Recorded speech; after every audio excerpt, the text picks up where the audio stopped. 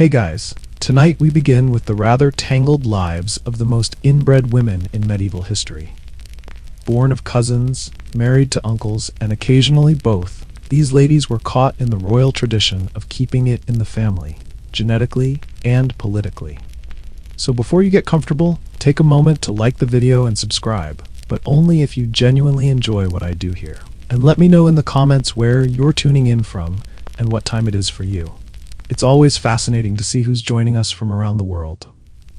Now, dim the lights, maybe turn on a fan for that soft background hum, and let's ease into tonight's journey together. Picture this.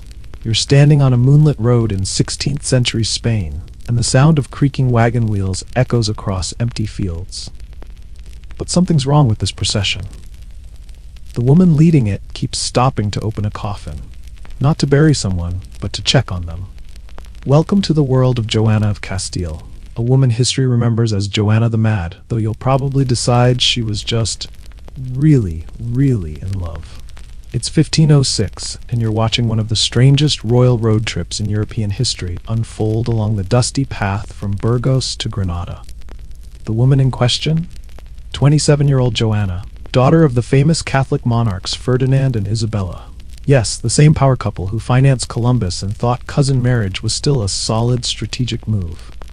Joanna had everything a medieval princess could want: wealth, education, political importance, and a family tree that circled back on itself like a royal pretzel.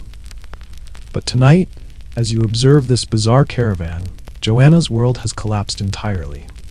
6 months ago, her husband, Philip the Handsome, and yes, that was his actual nickname, though genetically optimized Habsburg might have been more accurate, died suddenly in Burgos. Some say typhoid fever, others whisper poison, but honestly, in a world where people thought mercury was medicine, death could come from literally anything, including your own family's enthusiasm for genetic recycling. What makes this scene truly extraordinary isn't just that Joanna refuses to bury Philip. It's that she's turned grief into a traveling circus. You watch as her servants exchange worried glances while she approaches the ornate coffin for the 3rd time this week.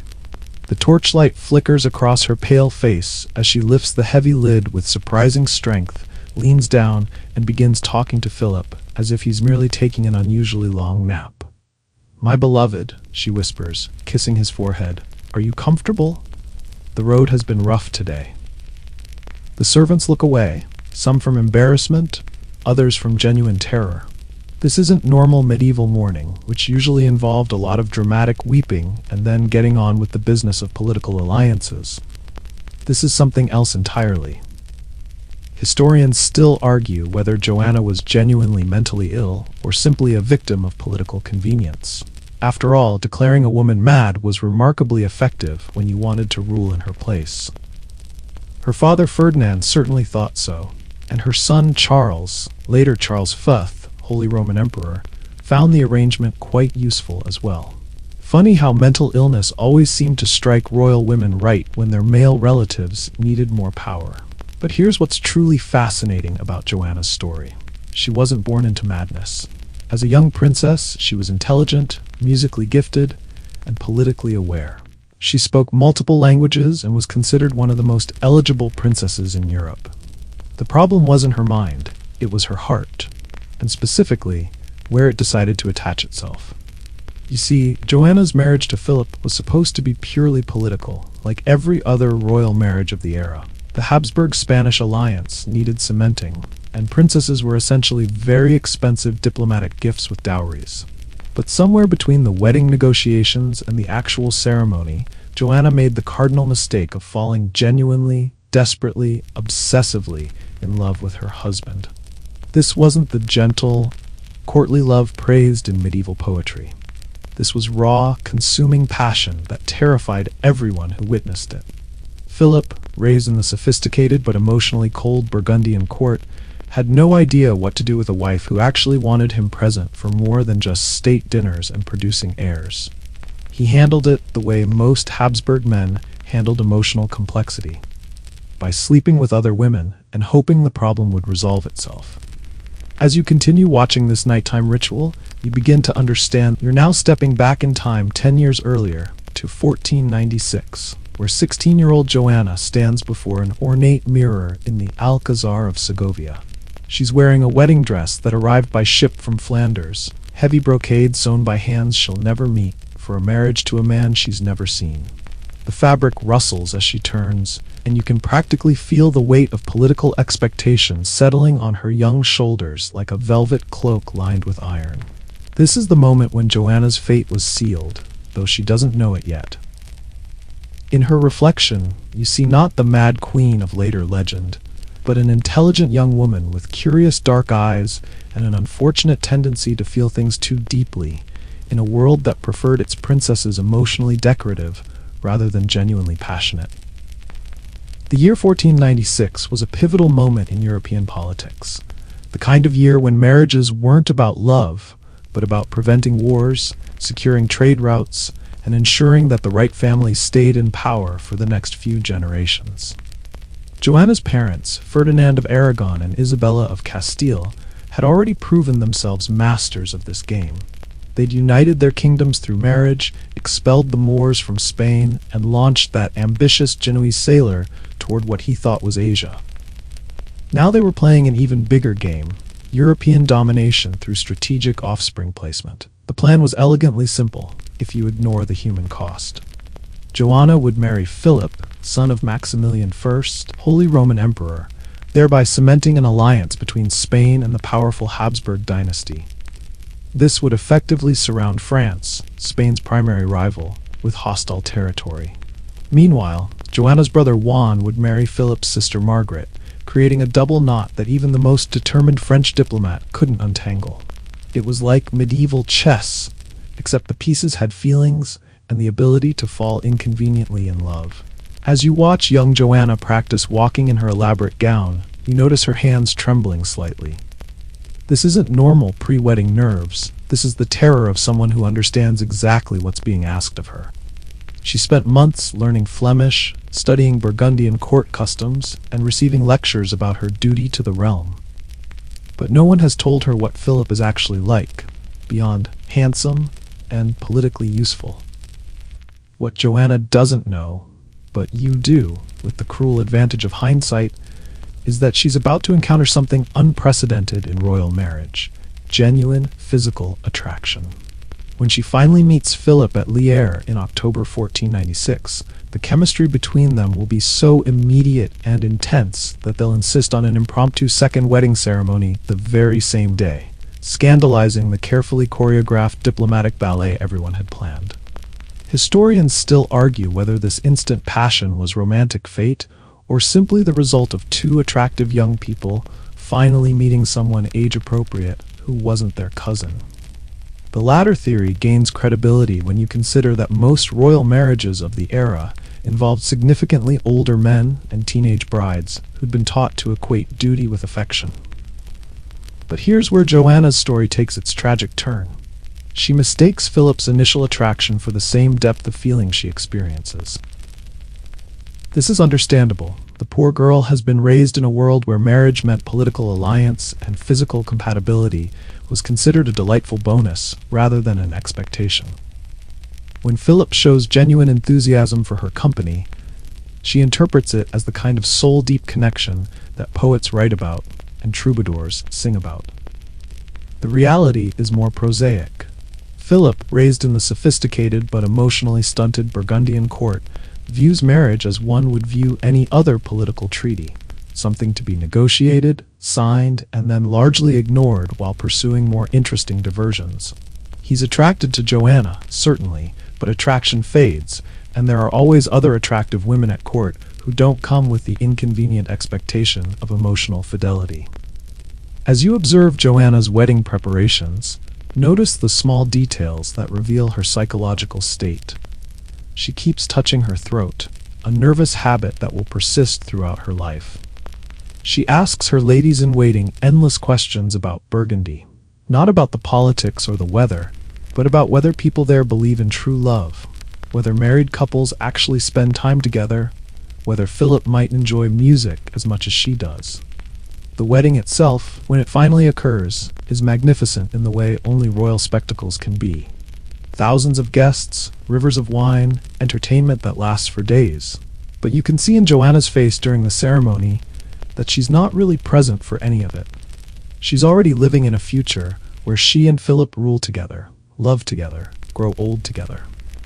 She's constructed an entire fantasy life based on a few weeks of intense physical attraction and Philip's carefully coached diplomatic charm. The letters she writes home during her first months in Burgundy reveal this dangerous naivety. She describes Philip as the most perfect man in creation and speaks of their divine love as if she's discovered something unprecedented in human history. Her mother Isabella, reading these letters in Spain, must have felt a chill of recognition. She knew what it was like to love a man in a world that treated women's hearts as political commodities, but she'd been lucky enough to marry someone who eventually returned her affection. Joanna, unfortunately, was about to learn that not all love stories have happy endings. The irony is crushing. Joanna was actually an ideal royal bride by medieval standards. She was intelligent without being threatening, beautiful without being vain, politically aware without being manipulative. In a different era or with a different husband, she might have been remembered as one of history's great queens. Instead, her greatest weakness, her capacity for genuine emotion, would become the tool her enemies used to destroy her. As you watch her practice her wedding vows in that candlelit chamber, note how she emphasizes the words, "till death do us part." She means them literally, completely, with the kind of absolute commitment that will eventually drive her to carry Philip's corpse across Spain. The golden wedding ring being fitted to her finger isn't just jewelry. It's becoming a shackle she'll never willingly remove. The most heartbreaking detail? Joanna genuinely believes that marriage will be the beginning of her story, when in fact, it's the beginning of her tragedy.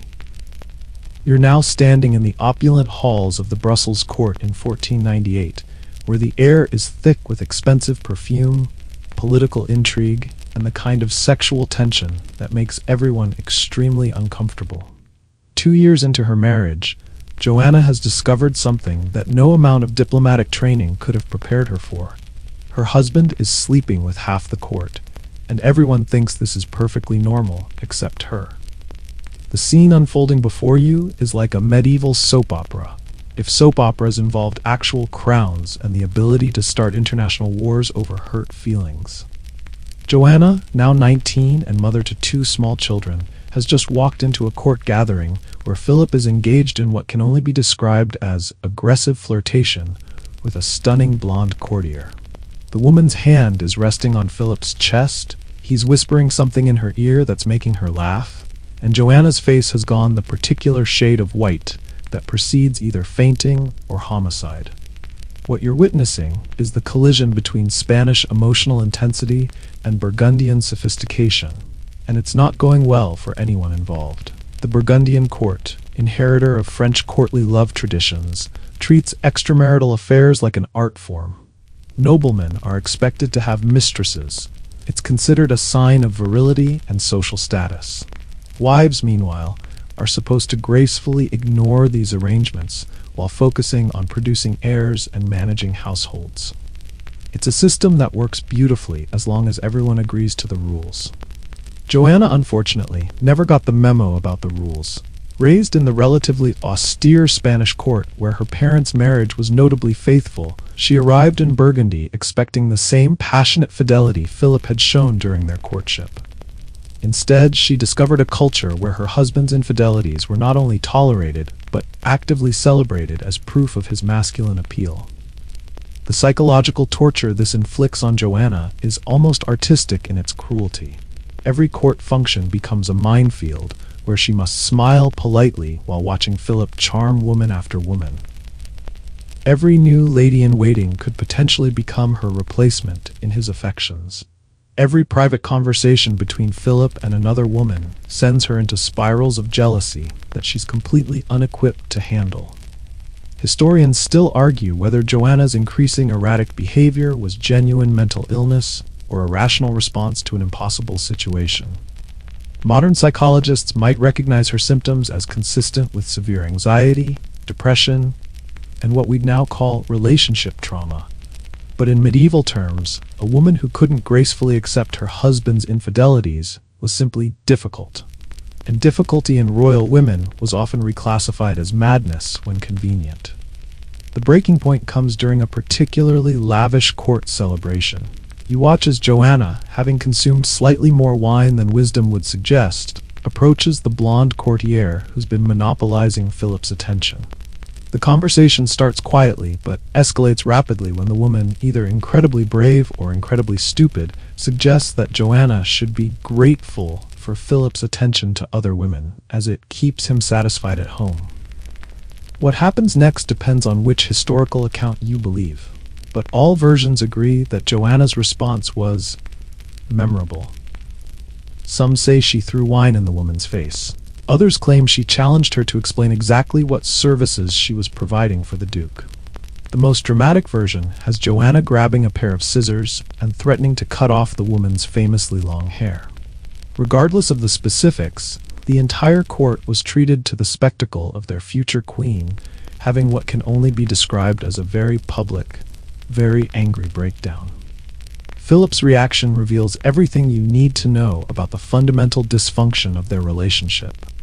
Rather than addressing the underlying issue, his complete disregard for his wife's feelings, he focuses entirely on the embarrassment Joanna has caused him. In front of the entire court, he declares that if she continues to behave like a madwoman, he'll have no choice but to restrict her access to their children and her freedom of movement. This threat hits Joanna where she's most vulnerable. Her children, Eleanor, Charles, Isabella, Ferdinand, Mary, and Catherine, are literally the only good things that have come from her marriage. The idea of losing them is so terrifying that she immediately retreats into compliance, but the damage to her psyche is irreparable. From this moment forward, every expression of emotion, every moment of unhappiness, every attempt to assert her legitimate rights as his wife becomes potential evidence of her madness. The golden wedding ring on Joanna's finger, once a symbol of hope and love, has transformed into something much darker. You can see her twisting it constantly now, a nervous habit that reveals her internal turmoil. The ring that once represented the beginning of her happiness has become a reminder of her imprisonment in a marriage that exists solely for political convenience. What makes this situation even more tragic is that Joanna's jealousy isn't entirely irrational. In the brutal world of court politics, Philip's mistresses aren't just romantic diversions. They're potential political allies who could influence his decisions about everything from military campaigns to succession planning. A particularly clever mistress could theoretically convince Philip to set aside his marriage entirely, claiming that Joanna's madness makes her unfit to be queen. It's happened before in European courts, and everyone knows it. The irony is devastating. Joanna's passionate love for Philip, the very quality that made their early relationship so intense and compelling, has become the weapon her enemies use against her. In a world where emotional restraint is considered a virtue and passionate feeling is seen as a weakness, loving too much is literally dangerous to your health and political survival. As you watch Joanna retreat to her chambers that night, still wearing her court finery but with tears streaming down her face, you realize you're witnessing the moment when love transforms into obsession. Unable to accept that Philip will never love her the way she loves him, and terrified of losing the little affection he does show her, Joanna begins the psychological transformation that will eventually lead her to that moonlit road with a coffin. The most heartbreaking detail? Philip actually does care for Joanna, in his limited way. But he's been raised in a system that teaches men to compartmentalize love, sex, and political alliance into entirely separate categories. He genuinely doesn't understand why she can't do the same. You're now standing in a grand hall in Burgos on September 25th, 1506, watching what appears to be a perfectly normal royal feast, until the guest of honor suddenly collapses face first into his soup. The sound Philip the Handsome makes as he hits the table isn't dignified. It's a wet, gurgling crash that sends goblets flying and courtiers scrambling. Blood trickles from his mouth, his handsome face contorts in agony, and within moments, the most politically important man in Spain is writhing on the floor like a landed fish. For Joanna, sitting just 3 seats away, time stops completely. You can see her face cycle through confusion, disbelief, and then a kind of primal terror that transforms her features into something almost unrecognizable. This isn't the elegant grief of courtly romance. This is raw, animal panic. She's watching her entire world die in real time, and her brain simply refuses to process it. The official cause of Philip's death, recorded dutifully by court physicians, was typhoid fever. A conveniently vague diagnosis that covered everything from actual disease to, we have no idea what killed him, but we need to write something down. Modern historians lean toward a sudden illness, possibly gastroenteritis or even appendicitis. But in 1506, in a court riddled with political tensions, whispers of poison began almost before Philip stopped breathing. And honestly, the poison theory wasn't entirely unreasonable. Philip had arrived in Spain to claim Joanna's inheritance, the crown of Castile, effectively pushing aside her father Ferdinand, who had been ruling as regent. Ferdinand wasn't thrilled about this arrangement, nor were various Spanish nobles who viewed Philip as a foreign interloper. In medieval politics, convenient deaths during political transitions were about as suspicious as convenient deaths during modern mob trials. But you're not here for the political intrigue. You're here to witness something far more psychologically devastating. As Philip's body is carried to his chambers, Joanna follows like a sleepwalker, her hands reaching toward him, even though she's not allowed to touch. The court physicians work frantically, applying every medieval remedy they can think of. Bloodletting, purging, prayers to various saints, and probably some questionable herbal concoctions that would horrify modern medical professionals. None of it works, obviously. By dawn, Philip the Handsome is officially indisputably dead at the age of 28. And that's when Joanna's famous madness truly begins. Her first act of apparent insanity, refusing to believe Philip is actually dead. This isn't denial in the psychological sense. It's literal, absolute rejection of observable reality. She insists he's merely sleeping deeply, perhaps under some kind of spell. She orders the physicians to keep trying treatments. She demands that his favorite foods be brought to his bedside. She even crawls into bed next to his cooling corpse and tries to wake him with kisses and whispered endearments. Historians still argue whether this represents genuine psychotic break or an extreme grief response that medieval medicine simply couldn't understand. Modern psychology recognizes complicated grief as a legitimate condition that can involve exactly these kinds of reality-distorting symptoms. But in 1506, a woman who talked to dead bodies was obviously possessed by demons or driven mad by excessive female emotion. What you're witnessing isn't just personal tragedy. It's the moment when Joanna's political value transforms completely. As Philip's widow and mother of his children, she's still technically Queen of Castile, but a queen who refuses to acknowledge her husband's death is a queen who can't function in any meaningful political capacity. Every day she spends insisting Philip is merely unwell gives her father Ferdinand more justification for taking control of her kingdom. The court's attempts to manage this crisis border on the surreal. Imagine trying to run a government while your nominal ruler is having tea parties with a corpse. Officials must pretend to take seriously Joanna's instructions about Philip's care, while simultaneously making actual decisions about succession, military campaigns, and international treaties. It's like trying to conduct an orchestra while the conductor insists the stage is on fire when it clearly isn't. The decision to embalm Philip's body proves to be a catastrophic mistake.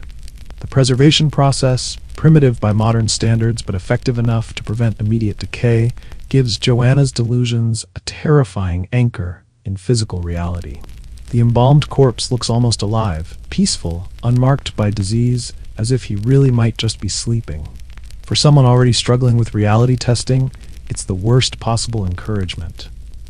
When Joanna finally accepts that Philip won't be waking up, a process that takes several weeks, her response is even more alarming to medieval sensibilities.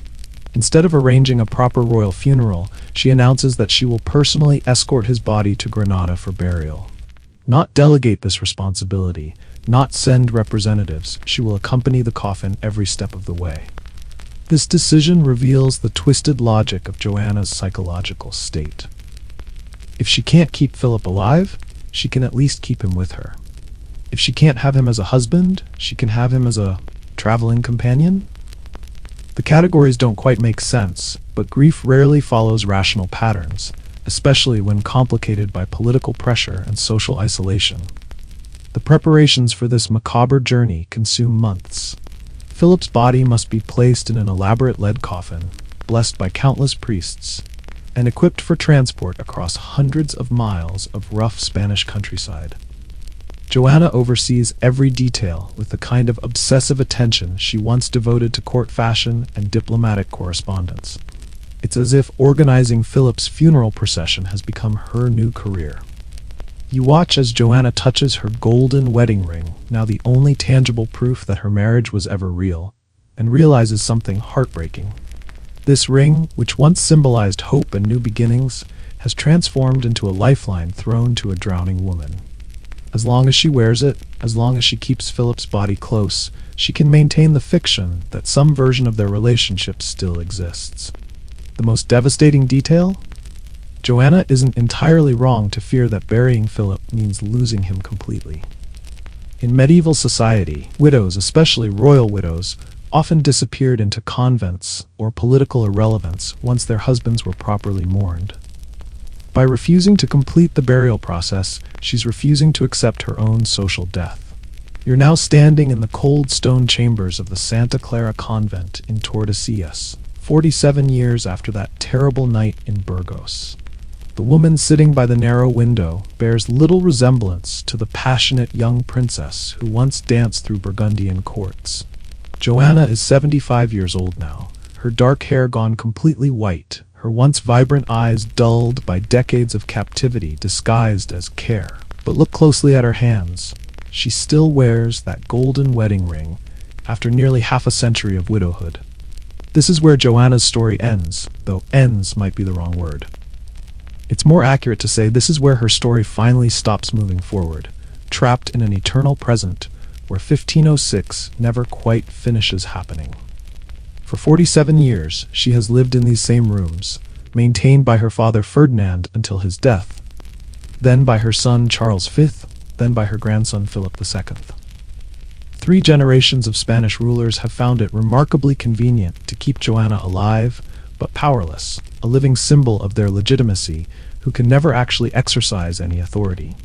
The official story is that Joanna remains here for her own protection, too mentally fragile to handle the pressures of royal responsibility.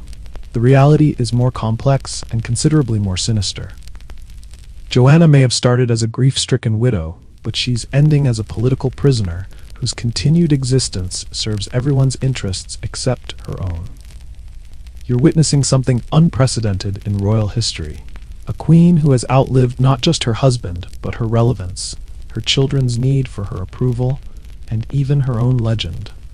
The woman who was once called Joanna the Mad has become something stranger, Joanna the Eternal, preserved like a relic in this convent that's really a very comfortable prison. The daily routine is exactly what you'd expect from 5 decades of institutional living.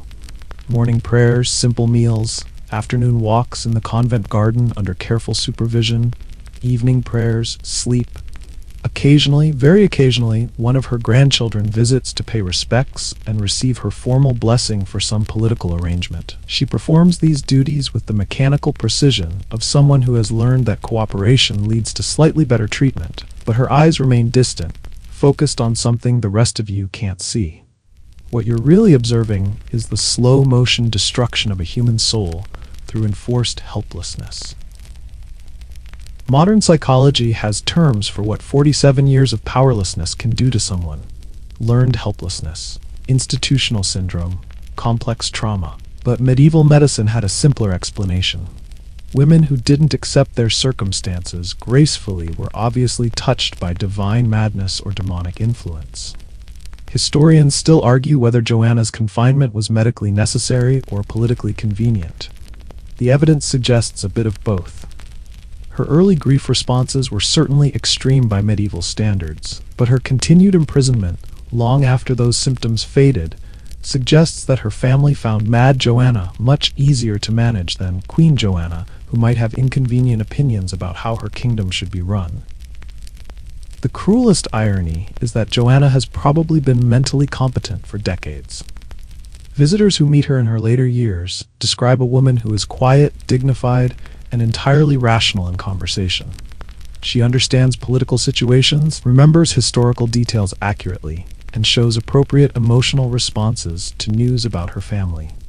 The madness everyone uses to justify her confinement appears to be largely historical reputation rather than current reality. But here's the thing about being labeled insane in a world without psychiatric medicine. Once the diagnosis sticks, no amount of rational behavior can remove it. Every moment of sadness becomes evidence of instability. Every expression of anger about her situation becomes proof of the underlying madness. Every attempt to assert her legitimate rights as queen becomes confirmation that she's too mentally ill to exercise those rights. You watch as Joanna performs her evening ritual, sitting by the window, looking out at a view she's memorized completely, slowly turning her wedding ring around and around her finger. This isn't mindless fidgeting, it's meditation, remembering, a way of touching the only physical reminder she has of a time when someone loved her enough to make her feel genuinely alive. The ring itself has become something almost supernatural over the decades. Servants whisper that she's never removed it, not once in 47 years. It's grown loose with age. Her hands are thinner now, more fragile, but she refuses to resize it or replace it. Sometimes you can hear the soft clicking as it moves against the stone windowsill, a tiny percussion that marks the passing of days that are all essentially identical. What you're witnessing in this moment is something that rarely gets recorded in history books. The exact point where a living person becomes a historical figure. Joanna isn't really alive anymore in any meaningful sense. She's become a symbol, a cautionary tale, a political convenience. The woman who once carried her husband's corpse across Spain because she couldn't bear to let him go has finally learned the hardest lesson of all. Sometimes loving too much is indistinguishable from dying too slowly. On a cold February night in 1555, you watch as Joanna finally removes her wedding ring for the first time in nearly 60 years. Her movements are deliberate, careful, as if she's performing a sacred ritual. She holds the ring up to the candlelight, watching it gleam, then places it gently on the wooden table beside her bed. 3 months later, she's dead. The official cause is listed as natural causes due to advanced age, but you suspect the truth is simpler. She finally gave herself permission to stop waiting for Philip to come home. The ring is buried with her, returned to her finger by servants who understand that some symbols are too powerful to separate from their owners. Somewhere in her tomb in the Royal Chapel of Granada, Joanna of Castile rests beside the husband she loved too much to let go, wearing the wedding ring that was both her greatest treasure and her heaviest chain. You're standing in a rocky valley in what we now call Pakistan, around 7000 BCE, watching something that would make modern dentists simultaneously fascinated and horrified. The sound echoing off the canyon walls isn't the rhythmic tapping of a woodpecker or someone starting a fire. It's the deliberate, careful drilling of a stone tool into a human tooth. And the person lying on the ground, gripping a piece of leather between their remaining teeth, is very much alive and conscious during the entire procedure. Welcome to humanity's first dental office, where the waiting room is a cave, the anesthesia is prayer and pressure points, and the drill bit is a piece of carefully knapped flint. You're witnessing what archaeologists consider one of the most remarkable discoveries in medical history. Evidence that our ancestors were performing dentistry thousands of years before they figured out agriculture, writing, or why you shouldn't drink from the same water source where you dump your waste. The patient before you is a middle-aged man whose face is contorted in what you can only imagine is excruciating pain. His infected molar has been causing agony for weeks. The kind of tooth pain that makes eating impossible, sleeping a joke, and basic human interaction and exercise in barely controlled violence. In our modern world, he'd pop an ibuprofen and schedule a root canal. In 7000 BCE, his options were considerably more limited. Suffer until the tooth fell out, suffer until the infection killed him, or let the local healer try something that might be either brilliant innovation or elaborate torture. The healer working on him is someone history will never name but should probably canonize as the patron saint of dental courage. Using a bow drill, the same technology early humans used to start fires, he's carefully boring through the enamel and dentin to reach the infected pulp inside. The drill bit is a precisely shaped piece of flint, probably took hours to manufacture, and represents the kind of tool specialization that suggests this isn't his first attempt at dental surgery. What you're observing is both incredibly primitive and surprisingly sophisticated. The drilling technique shows clear understanding of tooth anatomy. The healer knows exactly where to drill and how deep to go without hitting the nerve root or cracking the tooth completely. Some of the skulls archaeologists have found show evidence of multiple drillings, suggesting that these early dentists had regular patients who survived the procedures and came back for additional work. Historians still argue whether these early dental procedures were purely medical or had some ritual significance.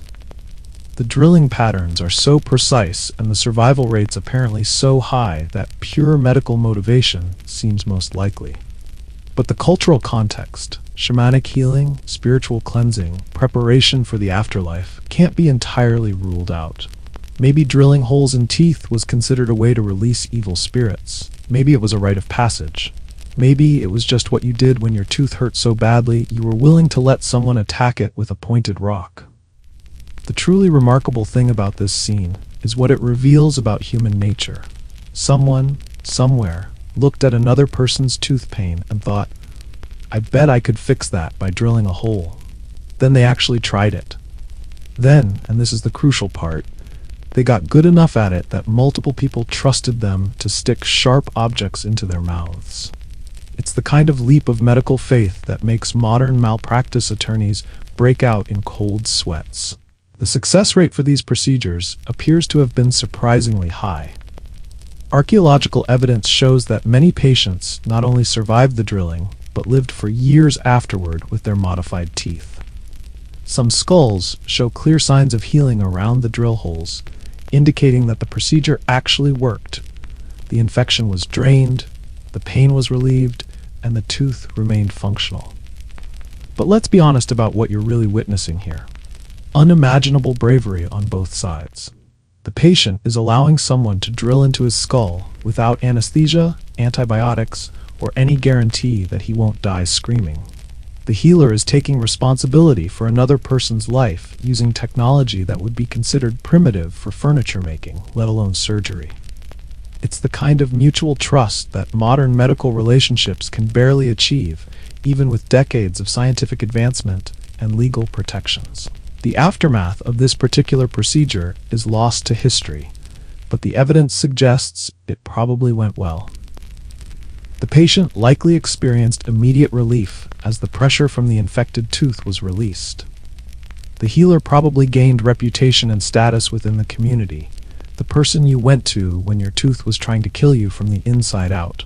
As you watch the healer carefully pack the drilled cavity with what appears to be plant resin, an early form of filling material that shows sophisticated understanding of infection prevention, you realize you're witnessing the birth of a profession that will persist, essentially unchanged, for the next 9,000 years. The tools will improve, the anesthesia will get better, the understanding of oral hygiene will advance, but the basic relationship remains the same. Someone's tooth hurts, someone else fixes it, everyone hopes for the best.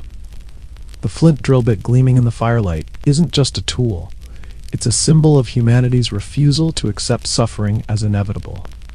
Long before we understood bacteria or developed pain management, we were already committed to the radical idea that tooth pain was a problem with solutions rather than a curse to be endured. The healer finishes his work, wipes the blood from his patient's mouth, and probably charges payment in the form of food, protection, or social status. The patient staggers away, likely dizzy with relief and the aftermath of adrenaline, carrying in his skull the evidence of humanity's first victory over dental disease. You're now standing in the shadowy interior of an Egyptian temple around 2600 BCE, watching a woman place a dead mouse on her aching tooth while muttering what sounds like either a prayer or a very specific recipe for disaster. The mouse, thankfully deceased for several days, is positioned carefully over her swollen jaw, and she's begun chanting something that translates roughly to, "O great Sekhmet, let this creature's death draw out the evil that gnaws at my bones." Welcome to ancient Egyptian dentistry, where the line between medicine and magic was less a boundary and more a gentle suggestion. But before you judge this mouse-based therapy too harshly, let me introduce you to the man who revolutionized dental care 4,500 years ago. Hesi-Ra, the world's first recorded dentist. His tomb, discovered in the early 20th century, bears inscriptions identifying him as chief of dentists and physicians, making him arguably more qualified than half the people who've ever claimed to fix teeth throughout human history. Hesi-Ra lived during the Third Dynasty, when Egypt was hitting its stride as a civilization. The pyramids were still under construction, hieroglyphic writing was becoming standardized, and apparently someone had decided that tooth pain was a medical specialty worthy of its own professional title. This wasn't just some random guy with a pointed stick and good intentions. This was an organized, respected healthcare professional whose services were valuable enough to earn him a tomb decorated with medical instruments and testimonials to his skill. The Egypt of Hesi-Ra's time was a fascinating blend of practical medicine and supernatural intervention. Egyptian physicians were surprisingly good at diagnosis, surgery, and pharmacology, but they also believed that many illnesses were caused by angry gods, evil spirits, or improper alignment with cosmic forces. Dental problems, being particularly mysterious and painful, got the full treatment. Rational medical intervention combined with enough religious ritual to cover all possible supernatural causes. You watch as Hesi-Ra himself approaches a patient, a wealthy merchant whose tooth abscess has swollen half his face to cartoonish proportions.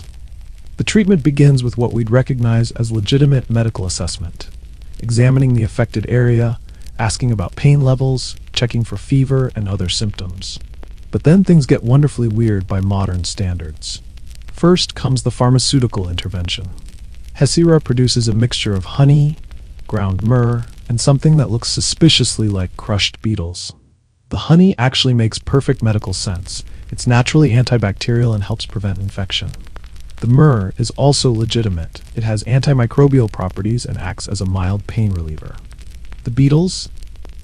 Well, let's call them a cultural preference and move on. Next comes the spiritual component. Hesi-Ra begins chanting invocations to Thoth, the god of wisdom and medicine, asking for divine guidance and healing. He also appeals to Sekhmet, the lioness goddess associated with both disease and healing. Basically, the Egyptian equivalent of asking the person who started the fight to also end it. This isn't just theater. In a world where infection could easily kill you, covering all your bases made perfect practical sense. Historians still argue whether ancient Egyptian dentistry was genuinely effective or just elaborate placebo treatment. The archaeological evidence suggests it was surprisingly successful, at least by the standards of the time. Mummies from this period show clear signs of dental work: filled cavities, treated abscesses, and even primitive crowns made from gold and other metals. Someone was doing something right, even if their methods seem questionable by modern standards. The actual dental procedure you're witnessing involves Hesi-Ra using a bronze instrument to lance the abscess, draining the infection while his assistant holds the patient down and probably offers encouraging words like, "Try not to die," and "The gods favor the brave." The lancing is followed by irrigation with wine, alcohol being one of the few antiseptics available, and the application of a poultice made from ground willow bark, which contains salicin, a natural precursor to aspirin. But here's where things get really interesting. Hesi-Ra also treats the patient's overall health, not just the immediate dental problem. He prescribes dietary changes, recommends specific exercises, and provides what amounts to early lifestyle counseling. This holistic approach reflects Egyptian medical philosophy, which viewed health as a balance between physical, spiritual, and environmental factors. The dead mouse therapy you witnessed earlier?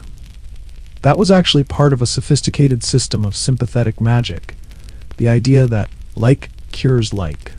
Dead things were thought to draw out death and decay from living bodies. It sounds ridiculous until you realize that the same principle underlies homeopathy, and people still spend billions of dollars on that every year. At least the ancient Egyptians were upfront about the mystical aspects of their treatment. What makes Hesira's practice revolutionary isn't just his technical skill, it's his professional status. He wasn't a general physician who occasionally looked at teeth, or a priest who happened to be good with dental problems.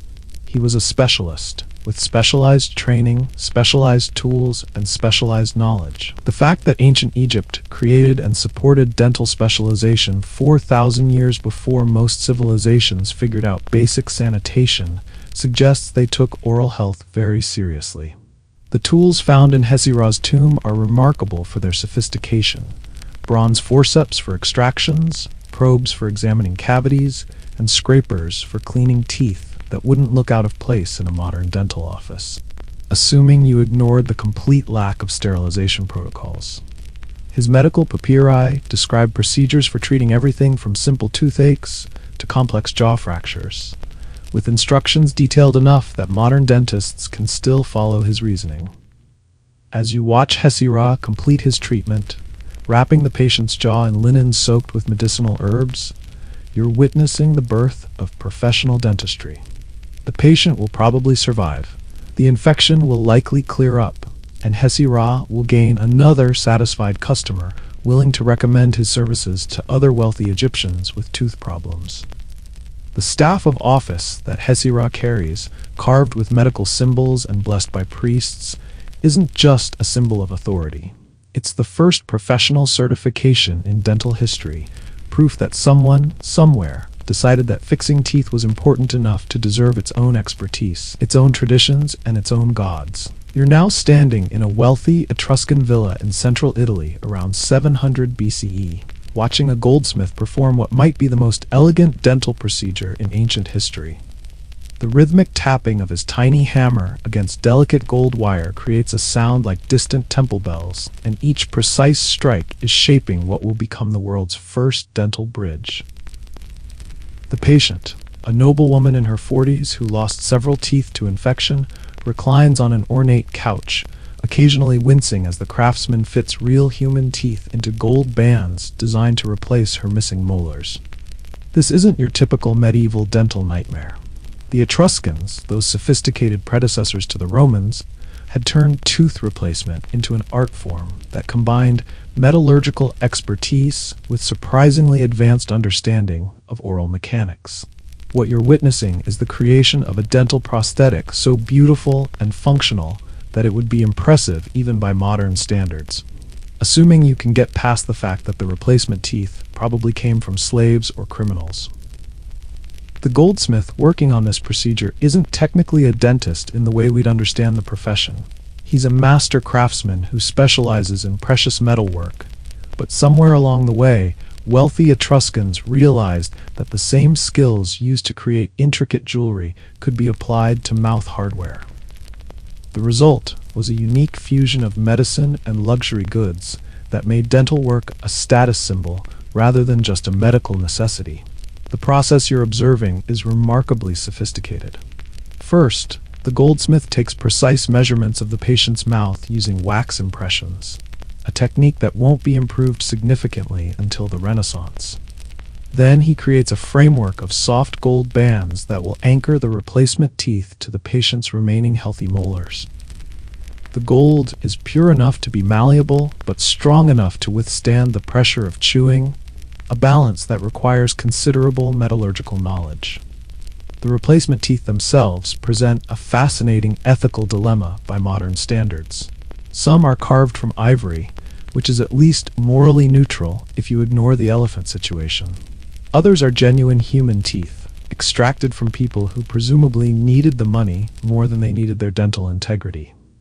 The most expensive option involves teeth from young, healthy donors. Basically, the ancient equivalent of cosmetic dental work, sourced from people desperate enough to sell body parts. Historians still argue whether Etruscan dental bridges were purely cosmetic or genuinely functional. The archaeological evidence suggests they were both. These prosthetics were definitely designed to restore the patient's ability to chew properly, but they were also unmistakably luxury items that announced the wearer's wealth and social status. Having gold teeth wasn't a sign of tackiness. It was proof that you could afford cutting-edge medical technology. The fitting process requires multiple appointments, each one an exercise in patience and precision. The goldsmith must ensure that the bridge doesn't interfere with the patient's bite, doesn't cause irritation to the surrounding gums, and doesn't fall apart during normal use. This level of customization requires the kind of detailed anatomical knowledge that suggests Etruscan craftsmen were working from well-developed understanding of oral structure and function. What makes this scene particularly remarkable is the complete absence of anesthesia. The patient endures the entire fitting process while fully conscious, relying on nothing more than determination and probably some wine for pain management. The goldsmith works with the careful precision of someone who knows that causing unnecessary pain will result in a very unhappy customer with considerable political influence. The social implications of this procedure are fascinating. In most ancient civilizations, losing teeth was simply an inevitable part of aging. You ate softer foods, spoke differently, and accepted that your appearance had permanently changed. But Etruscan society was apparently prosperous and sophisticated enough to view tooth loss as a problem with engineering solutions rather than a natural fact of life. The technology involved is genuinely impressive. The gold bands are created using techniques that require precise temperature control, careful alloy composition, and intricate soldering work. The craftsman must understand not just metallurgy, but also basic principles of biomechanics. How much pressure the bridge can withstand, how the artificial teeth will affect the patient's speech patterns, how to prevent the gold framework from cutting into soft tissue. As you watch the final fitting, you notice the patient testing her new bridge by carefully chewing a piece of soft bread. Her face lights up with what appears to be genuine delight. Apparently, the ability to eat normally again is worth whatever considerable sum she's paid for this procedure. The goldsmith observes her reaction with the satisfaction of someone who's just solved a complex engineering problem while creating a beautiful object. The completed bridge is genuinely stunning. The gold bands catch the lamplight, the replacement teeth match the patient's remaining natural teeth almost perfectly, and the overall effect is both functional and aesthetically pleasing. It's the kind of dental work that would be considered luxury treatment even today, created with tools and techniques that wouldn't be fundamentally improved for another 2,000 years. But here's what makes this scene truly historically significant. You're watching the birth of cosmetic dentistry. The Etruscans weren't just treating dental disease, they were treating dental embarrassment. They understood that a person's smile affected their social interactions, their self-confidence, and their overall quality of life. This psychological insight, combined with their technical capabilities, created a dental practice that was remarkably modern in its approach to patient care. The gold wire gleaming in the patient's mouth isn't just a medical device, it's a statement about human ingenuity and vanity working in perfect harmony. In a world where most people accepted physical limitations as divine will or natural law, the Etruscans were already committed to the radical idea that appearance problems were engineering challenges waiting for creative solutions. The goldsmith cleans his tools and packs them away, probably charging enough for this procedure to support his family for several months. The patient leaves, carefully practicing her speech to accommodate the new hardware, already planning to show off her restored smile at the next social gathering. Somewhere in her future, other wealthy Etruscans will see her beautiful gold teeth and decide they need similar work, creating the world's first dental technology trend. You're now standing in the private chambers of a Roman patrician at dawn, watching him perform what might be the most disgusting oral hygiene routine in human history. He's gargling enthusiastically with what appears to be a chalice of golden liquid, swishing it around his mouth with the kind of dedication usually reserved for wine tasting. The liquid in question? Fresh urine, imported at considerable expense from Portugal, because apparently Roman dental care required both wealth and a complete absence of squeamishness. Welcome to the Roman Empire at its height, where dental hygiene was serious business, and social status could literally be measured by the whiteness of your teeth. The man before you is preparing for a day of Senate meetings, legal proceedings, and social obligations, where his smile will be scrutinized by hundreds of people looking for any sign of weakness, poor breeding, or inadequate personal maintenance. In a society obsessed with public appearance and rhetorical skill, bad teeth weren't just embarrassing, they were career-limiting. The urine mouthwash isn't random weirdness, it's actually based on sound chemical principles that Roman physicians understood better than you might expect. Urine contains ammonia, which is an effective bleaching agent and antiseptic. Portuguese urine was considered particularly potent, possibly due to dietary differences, possibly due to marketing genius by Portuguese merchants who realized they could charge premium prices for bodily waste if they branded it correctly. But the real star of Roman dentistry isn't this unnamed patrician. It's Aulus Cornelius Celsus, whose medical encyclopedia De Medicina contains some of the most advanced dental advice written before the Renaissance. Celsus wasn't just cataloging folk remedies and superstitions. He was developing systematic approaches to oral surgery, tooth extraction, and dental hygiene that combined empirical observation with practical experience. You watch as a physician trained in Celsus's methods examines a gladiator whose face has been rearranged by what appears to have been a very unfriendly encounter with a mace. The gladiator's jaw is swollen, several teeth are loose, and he's spitting blood with the regularity of someone who's either very sick or very recently punched. This isn't cosmetic dentistry. This is emergency oral surgery performed with the kind of tools that would make modern patients faint before the procedure even began. The treatment begins with what Celsus called diagnostic palpation, basically poking around inside the patient's mouth with unwashed fingers to determine the extent of the damage. The physician identifies 2 teeth that must be extracted immediately to prevent infection, one that might be saved with careful treatment, and several that require what he calls stabilization therapy, essentially tying loose teeth to stable ones with gold wire until they heal. The extraction procedure is both impressive and terrifying by modern standards. The physician uses bronze forceps that look more like kitchen tongs than medical instruments, gripping the damaged tooth and applying steady, rotating pressure until the roots release their grip on the jawbone. The gladiator, meanwhile, is conscious throughout the entire procedure, relying on nothing more than leather to bite down on and whatever pain tolerance his profession has developed.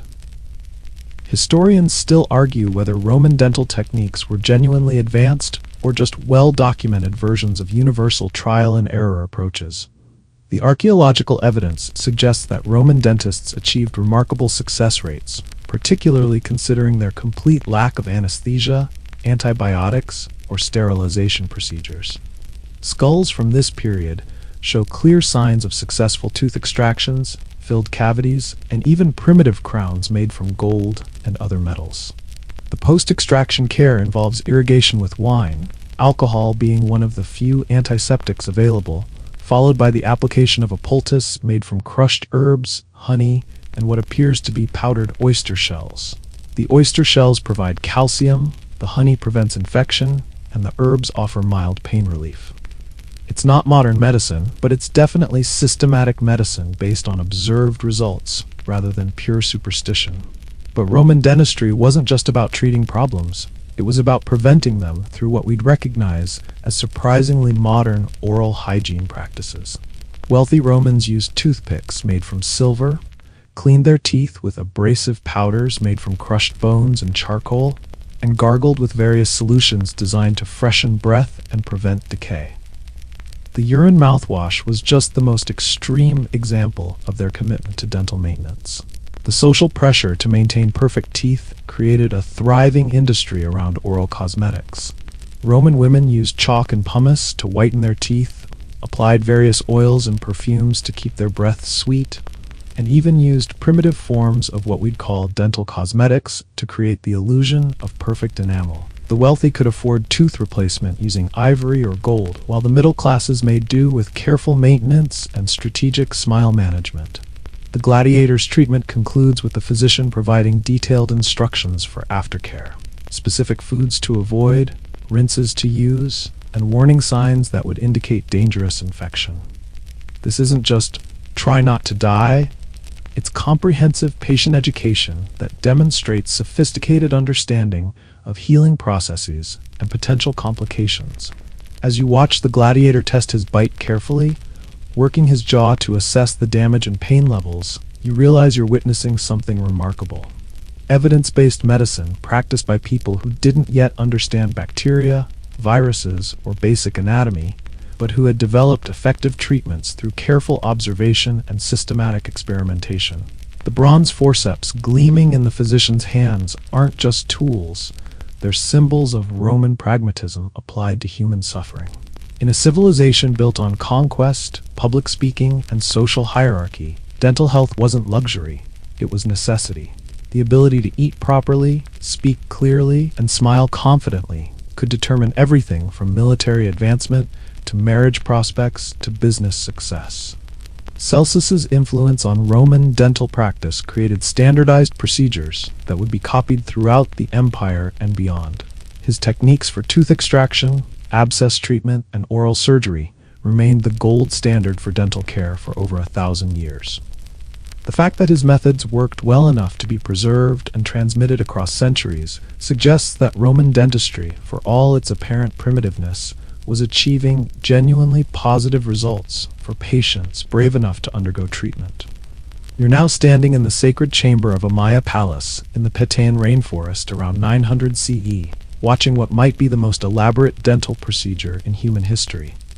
The jade-green light filtering through the stone walls illuminates a scene that's part medical procedure, part religious ceremony, and part artistic masterpiece in progress.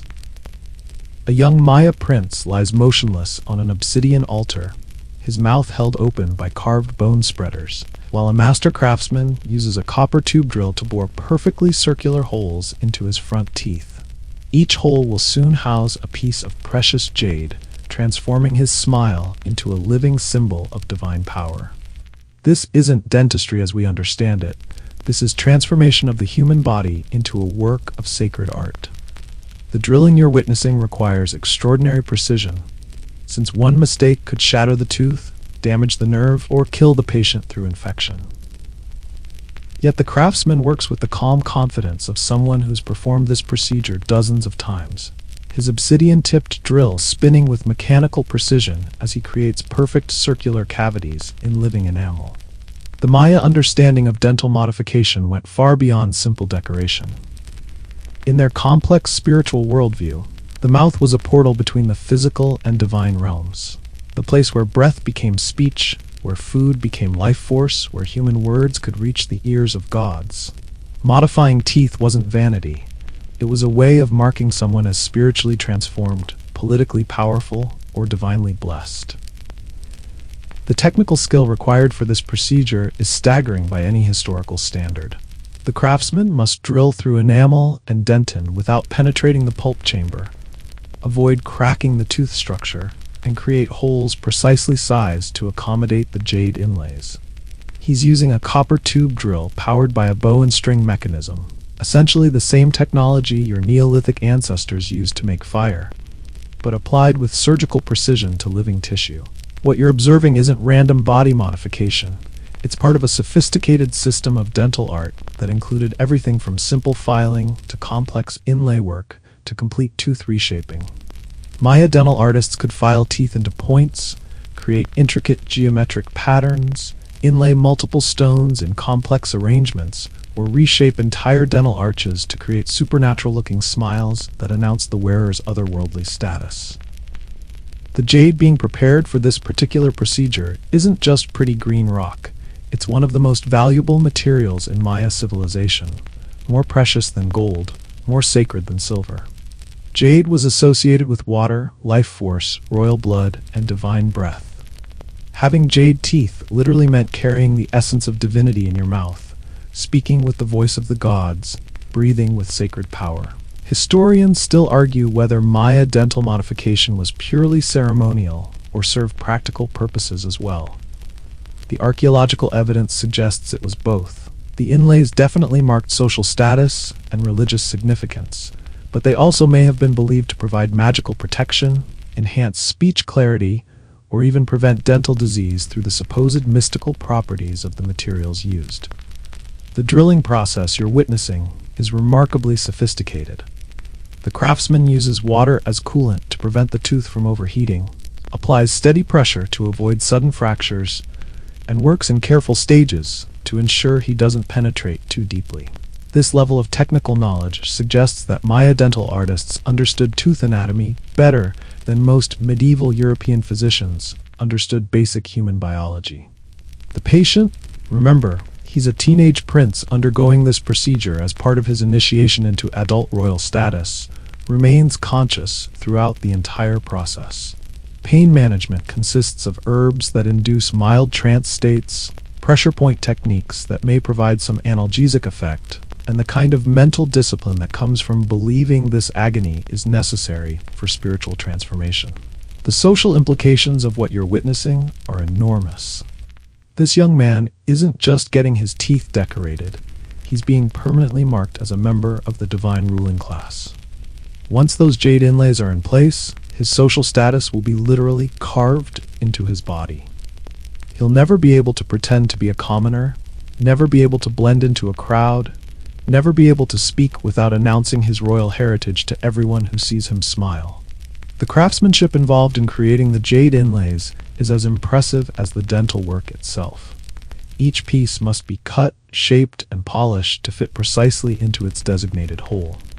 The jade artist uses obsidian tools sharper than modern surgical steel, working the hard stone with techniques that require years of training to master. The finished inlays will be held in place with organic adhesives, probably tree resins mixed with ground minerals, that will bond the jade permanently to the tooth structure. As you watch the craftsman test fit the first jade inlay, you notice something remarkable. The hole he's drilled is so precisely sized that the jade fits with almost no gap. This isn't approximate craftsmanship. This is precision engineering performed with Stone Age tools on living tissue. The margin of error is essentially zero, since any mistake could result in a cracked tooth, a poorly fitting inlay, or worse. The completed procedure will transform this young prince's appearance in ways that go far beyond simple cosmetic enhancement. His jade-studded smile will catch and reflect light in supernatural ways, creating the impression that his teeth are glowing with internal fire. When he speaks in dark temple chambers, the jade will gleam mysteriously in torchlight. When he laughs at court celebrations, his teeth will flash green like captured lightning. But perhaps most importantly, this dental modification will affect how he thinks about himself. Every time he runs his tongue over the smooth jade surfaces, every time he catches his reflection in still water, every time someone stares at his supernatural smile, he'll be reminded that he's no longer entirely human.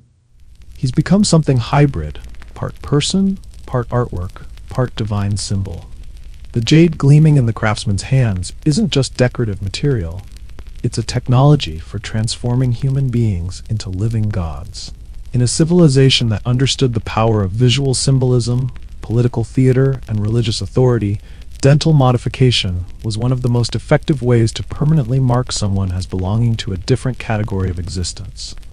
The young prince's jade teeth will outlast his flesh, his empire, and his civilization. 1,500 years later, archaeologists will find his skull and immediately recognize him as Maya royalty, even without any other artifacts or context clues. His dental work will be his eternal passport to divine status. You're now floating 30 feet beneath the surface of the Mediterranean Sea, where the afternoon sun filters down through blue-green water to illuminate something that shouldn't exist. A perfectly preserved ancient city, spread across the seafloor like a drowned dream. Massive stone statues stand at attention in the sandy darkness, their carved faces still noble despite a millennium underwater. Temple columns rise from fields of seagrass, and ancient streets stretch away into the murky distance, populated only by curious fish and the occasional confused octopus exploring what was once someone's front door. Welcome to Heraklion, the lost Egyptian port city that vanished so completely from history that most scholars assumed it was mythological until French archaeologist Frank Gaudio stumbled across it in the year 2000. You're witnessing one of the most remarkable archaeological discoveries of the modern era. An entire civilization that slipped beneath the waves and waited patiently for over 1,000 years to tell its story. The city stretching out before you was once the most important port in Egypt, the mandatory first stop for every foreign merchant, diplomat, or curious traveler hoping to enter the land of the pharaohs. Before Alexandria existed, before Rome dominated the Mediterranean, Heracleion, known to the Egyptians as Thonis, controlled the mouth of the Nile like a magnificent, expensive toll booth with delusions of grandeur. Imagine the scene 1,500 years ago. Massive ships from Greece, Phoenicia, and distant lands arriving daily at Heracleon's busy harbors. The air would have been thick with a dozen different languages, the smoke from temple incense, and the general chaos of international commerce conducted with varying degrees of honesty. Customs officials would have inspected every cargo hold, collected taxes that probably seemed outrageous even by ancient standards, and stamped official papyrus documents with seals that archaeologists are still finding scattered across the seafloor. The underwater ruins you're exploring reveal a city designed to impress visitors and separate them from their money with maximum efficiency and minimum subtlety. The massive temple of Amun-Gareb dominated the harbor approach, its towering statues visible for miles across the water. Foreign merchants approaching Heracleion for the first time would have seen those colossal figures and immediately understood two things. This civilization was incredibly wealthy, and it probably wouldn't be wise to attempt any creative interpretations of Egyptian tax law. The statues themselves are engineering marvels that manage to be both beautiful and intimidating, basically the ancient equivalent of combining the Statue of Liberty with a very expensive legal threat.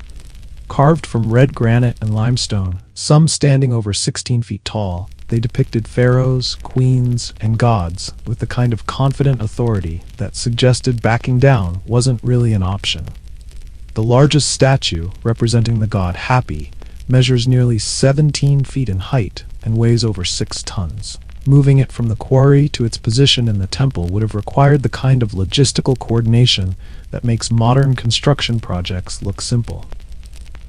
Historians still argue whether Heracleon's prosperity came primarily from its strategic location or its religious significance. The archaeological evidence suggests it was both. The city controlled the canopic mouth of the Nile, making it geographically inevitable that foreign trade would pass through its harbors. But it was also a major religious center where pharaohs came to receive divine approval for their rule, foreign diplomats came to swear sacred oaths, and wealthy merchants came to make offerings that might encourage favorable treatment from both gods and customs officials. The religious ceremonies conducted in Heracleion were spectacular affairs designed to reinforce both divine authority and political power. The annual festival of Osiris involved elaborate processions where the god statue was carried by boat through the city's canal system, past cheering crowds and foreign dignitaries who were getting a very clear demonstration of Egyptian organizational capabilities and religious devotion. What you're seeing on the seafloor represents the remains of one of history's most successful examples of what economists would call regulatory capture. A situation where the people controlling trade routes become fantastically wealthy by making themselves indispensable to everyone who wants to do business. Every foreign merchant who needed access to Egyptian markets had to stop at Heracleion first. Every diplomatic mission had to present credentials at its temples.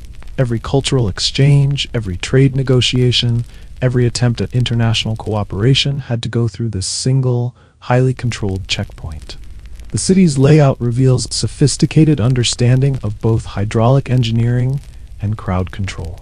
An intricate network of canals allowed boats to navigate directly to different commercial and religious districts, while massive harbor installations could accommodate the largest ships of the ancient world.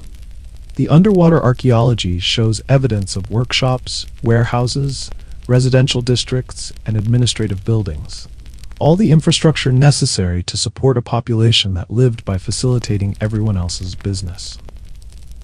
The artifacts scattered across the seafloor tell stories of remarkable cultural diversity. Egyptian statues rest next to Greek pottery, Phoenician anchors, and coins from dozens of different Mediterranean civilizations. Heraklion wasn't just Egyptian, it was cosmopolitan in ways that most modern cities would envy. The inscriptions found underwater are written in both Egyptian hieroglyphs and ancient Greek, evidence of a bilingual administrative system designed to accommodate international visitors. But perhaps the most remarkable thing about exploring underwater Heraklion is the eerie preservation of daily life. Bronze coins still gleam in the sand where someone dropped them 15 centuries ago. Ceramic vessels sit exactly where they were placed in ancient storerooms. Personal jewelry, religious amulets, and household objects rest undisturbed in the positions where their owners left them, creating an underwater museum of ordinary life in extraordinary circumstances. The massive stone anchor discovered near the harbor entrance weighs over a ton, and bears inscriptions dedicating it to the gods, evidence that even the most practical aspects of maritime commerce were considered sacred activities worthy of divine protection. In a world where sea travel was genuinely dangerous, and international trade required enormous faith in both human nature and meteorological cooperation, calling on divine assistance for major business ventures made perfect sense. As you swim through the drowned streets of Heraklion, following ancient pathways between fallen columns and investigating corners where sea life has made homes in pharaonic ruins, you're exploring more than just archaeological remains. You're visiting the physical evidence of humanity's ancient commitment to trade, cultural exchange, and the optimistic belief that people from different civilizations could find ways to work together for mutual benefit, even if those ways involved a lot of taxes, religious ceremonies, and mutual displays of expensive intimidation. You're now descending through the murky waters of Aboukir Bay in the year 2000, following French marine archaeologist Frank Godillot as he experiences what might be the most extraordinary moment in underwater archaeology. The sonar readings have been promising for weeks, but nothing has prepared him for what emerges from the silt as his diving lights pierce the Mediterranean darkness. Two enormous stone faces, each larger than a car, stare up at him from the seafloor, with the kind of regal composure that suggests they've been waiting patiently for this appointment for over 1,000 years. Godillot's heart rate probably spikes to levels that would worry his diving computer if diving computers were programmed to account for the physiological effects of discovering lost civilizations. He spent 2 decades searching for underwater archaeological sites, following tantalizing clues from ancient texts and modern sonar readings. But this is the moment when theoretical possibility becomes stunning reality. The statues gazing up at him aren't just random artifacts.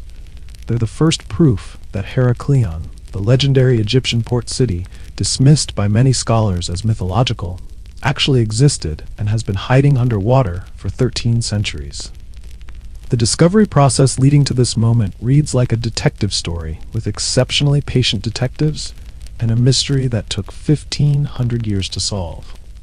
Godillot had been following clues scattered through ancient texts, references in Herodotus to a great Egyptian port called Heraklion, mentions in Egyptian temple inscriptions of a city called Thonis, geographical descriptions that didn't match any known archaeological sites.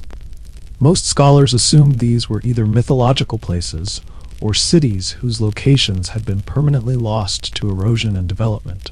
But Godillot had a different theory, supported by geological surveys showing that this particular area of the Nile Delta had experienced significant subsidence and sea level changes over the centuries.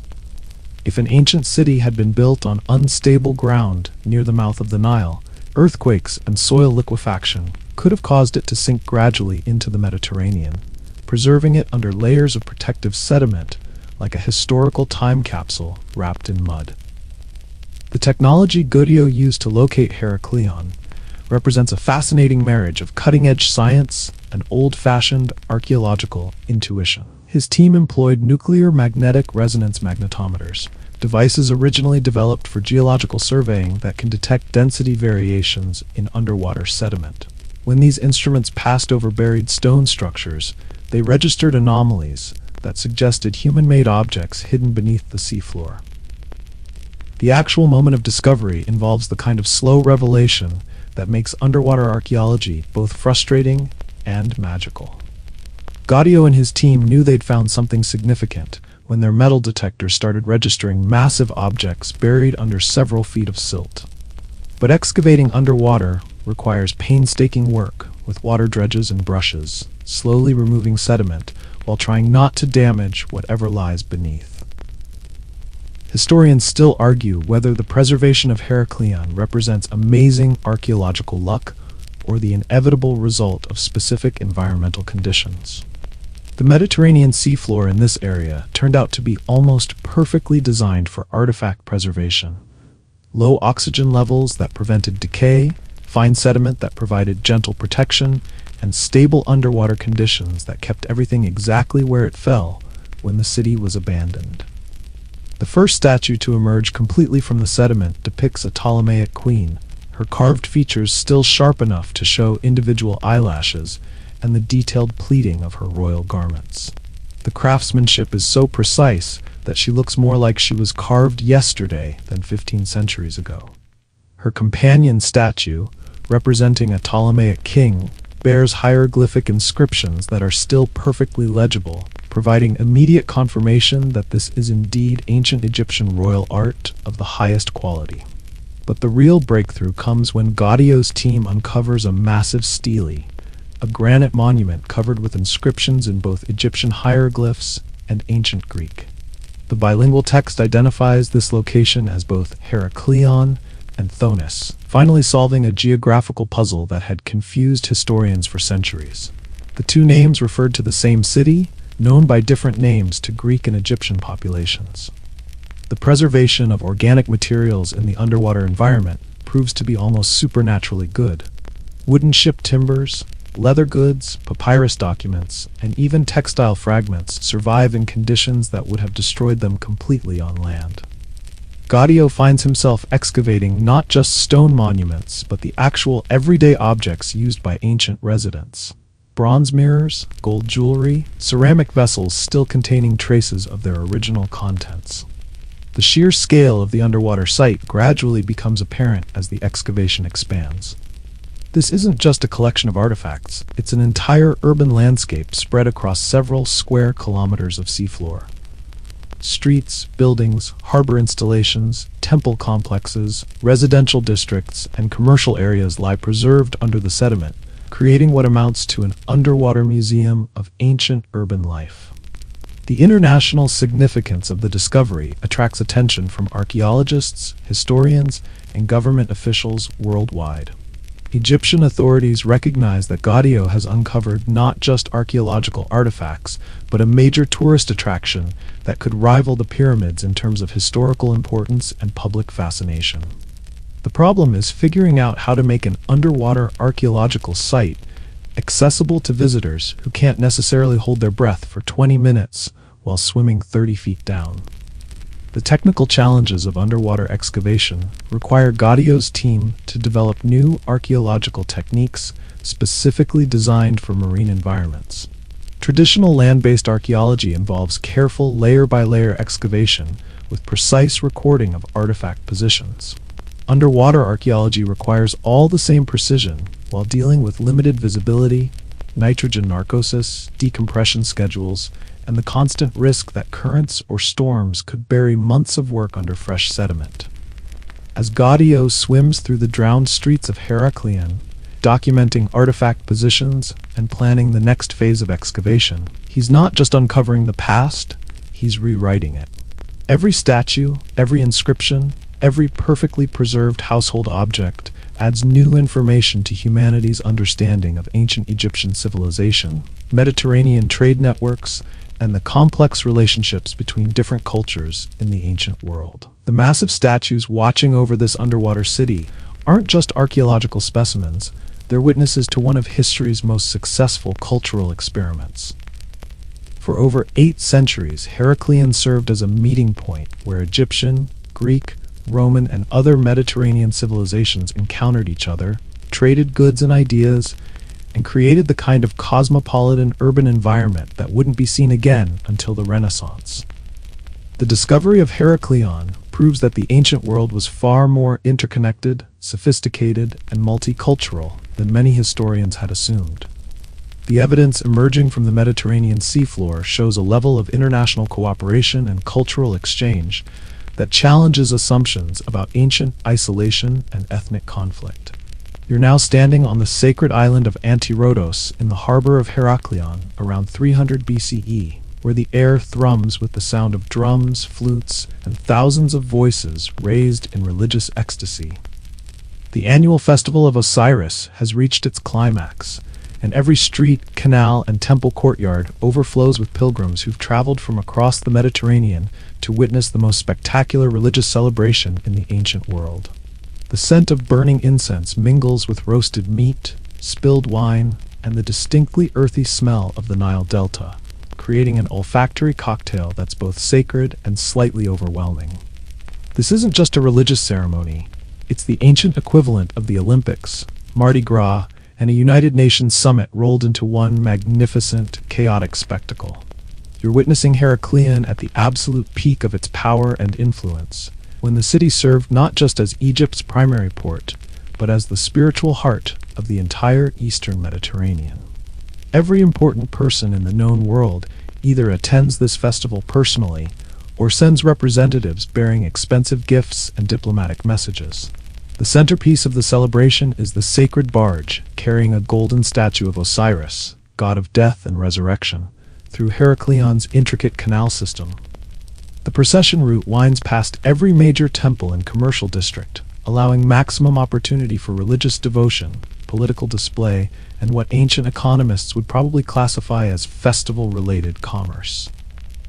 The barge itself is a masterwork of Egyptian craftsmanship, cedar wood overlaid with gold leaf, carved with scenes of Osiris's mythical death and resurrection, and rigged with purple silk sails that catch the Mediterranean breeze like captured sunset. The crowd following the sacred barge represents a remarkable cross-section of ancient Mediterranean society. Egyptian priests in white linen march alongside Greek merchants in colorful tunics, Roman diplomats in practical wool togas, and Phoenician traders whose jewelry catches the sunlight like portable treasure hoards. The linguistic diversity is staggering. You can hear conversations in at least a dozen different languages and dialects, all unified by the universal human capacity for religious enthusiasm and commercial opportunism. The religious significance of this festival extends far beyond simple devotion to Osiris. In Egyptian mythology, the god's annual death and resurrection symbolizes the cycle of life, death, and renewal that governs everything from agricultural seasons to royal succession. Foreign visitors may not understand all the theological subtleties, but they definitely grasp the political implications. Egypt is demonstrating its cultural sophistication, organizational capabilities, and divine approval in the most public way possible. The economic impact of the festival on Heraklion is enormous. For weeks leading up to the celebration, ships arrive daily bringing pilgrims, merchants, and tourists who need food, lodging, souvenirs, and entertainment. Local businesses operate around the clock during festival season, and archaeological evidence suggests that many Heraklion residents earned enough during these few weeks to support themselves for the entire year. Historians still argue whether the Festival of Osiris was primarily religious celebration or elaborate political theater designed to reinforce Egyptian dominance in the Mediterranean. The evidence suggests it was both, a genuine expression of spiritual devotion that also happened to serve Egypt's diplomatic and economic interests perfectly. Foreign visitors returned home with stories of Egyptian wealth, power, and divine favor, effectively serving as unpaid propaganda agents for the pharaoh's government. The temple ceremonies you're witnessing involve ritual complexity that would challenge modern event planners. Precise choreography coordinates the movements of hundreds of priests, musicians, and ceremonial participants. Sacred texts must be recited at exactly the right moments, offerings must be presented according to ancient protocols, and the timing of everything must align with astronomical observations that require sophisticated mathematical calculations. The most spectacular moment comes when the Osiris barge reaches the main temple complex, and the golden statue is carried into the inner sanctuary for the ritual of divine resurrection. The crowd falls silent as high priests perform sacred mysteries that have been preserved unchanged for over 1,000 years. Even foreign visitors who don't share Egyptian religious beliefs seem genuinely moved by the solemnity and grandeur of the ceremony. But you're also witnessing something that the celebrating crowds can't see. The first subtle signs that Heracleon's golden age is beginning to fade. Construction has already begun on Alexandria, just a few miles up the coast, where Ptolemy I is building a new capital designed to rival anything in the Mediterranean. The political center of gravity is shifting, and while Heracleon remains religiously and commercially important, its days as Egypt's primary international gateway are numbered. The irony is that this festival, celebrating the death and resurrection of a god, is taking place in a city that will soon undergo its own version of death, not through conquest or catastrophe, but through the slow, inevitable process of political and economic obsolescence. Within a few generations, most international trade will flow through Alexandria's newer, larger harbors, leaving Heracleon to survive on religious tourism and local commerce. The foreign diplomats observing today's ceremonies are already making mental notes about Alexandria's superior harbor facilities, more direct access to inland trade routes, and closer proximity to the new Ptolemaic court. They're witnessing not just a religious festival, but the last great display of Heracleon's international significance before history moves on to bigger, newer, more conveniently located cities. The sacred barge completing its ceremonial circuit of the city passes beneath stone monuments that will soon rest 30 feet underwater, carrying a golden statue that will eventually lie buried in Mediterranean sediment for over 1,000 years. The thousands of pilgrims cheering Osiris's resurrection are unknowingly celebrating in a city that will itself require resurrection by 21st century marine archaeologists. As the festival reaches its conclusion and foreign visitors begin planning their journeys home, they carry with them memories of Egyptian grandeur that will survive long after Heracleon itself has been forgotten. The stories they tell about today's spectacular celebration will become the foundation for legends about a magnificent lost city that most future scholars will assume never existed. The Osiris statue gleaming in the temple sanctuary isn't just a religious icon. It's a symbol of the eternal cycle that governs both gods and cities.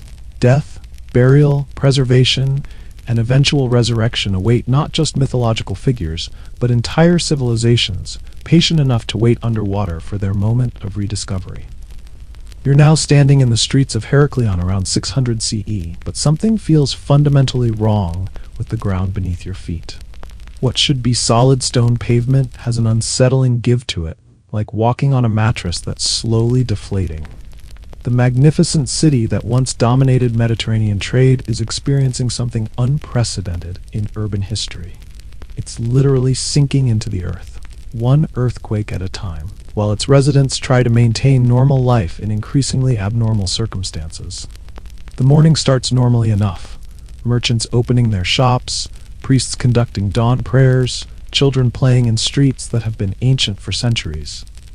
But then comes the sound that has become sickeningly familiar to Heracleon's residents.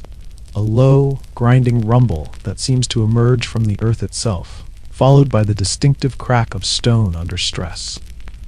Another earthquake, probably minor by geological standards, but devastating for a city built on waterlogged sediment that behaves more like liquid than solid ground when subjected to seismic pressure. What you're witnessing is a slow-motion catastrophe that unfolds over centuries rather than minutes. Heracleon isn't being destroyed by war, fire, or plague. It's being consumed by the very land it was built upon.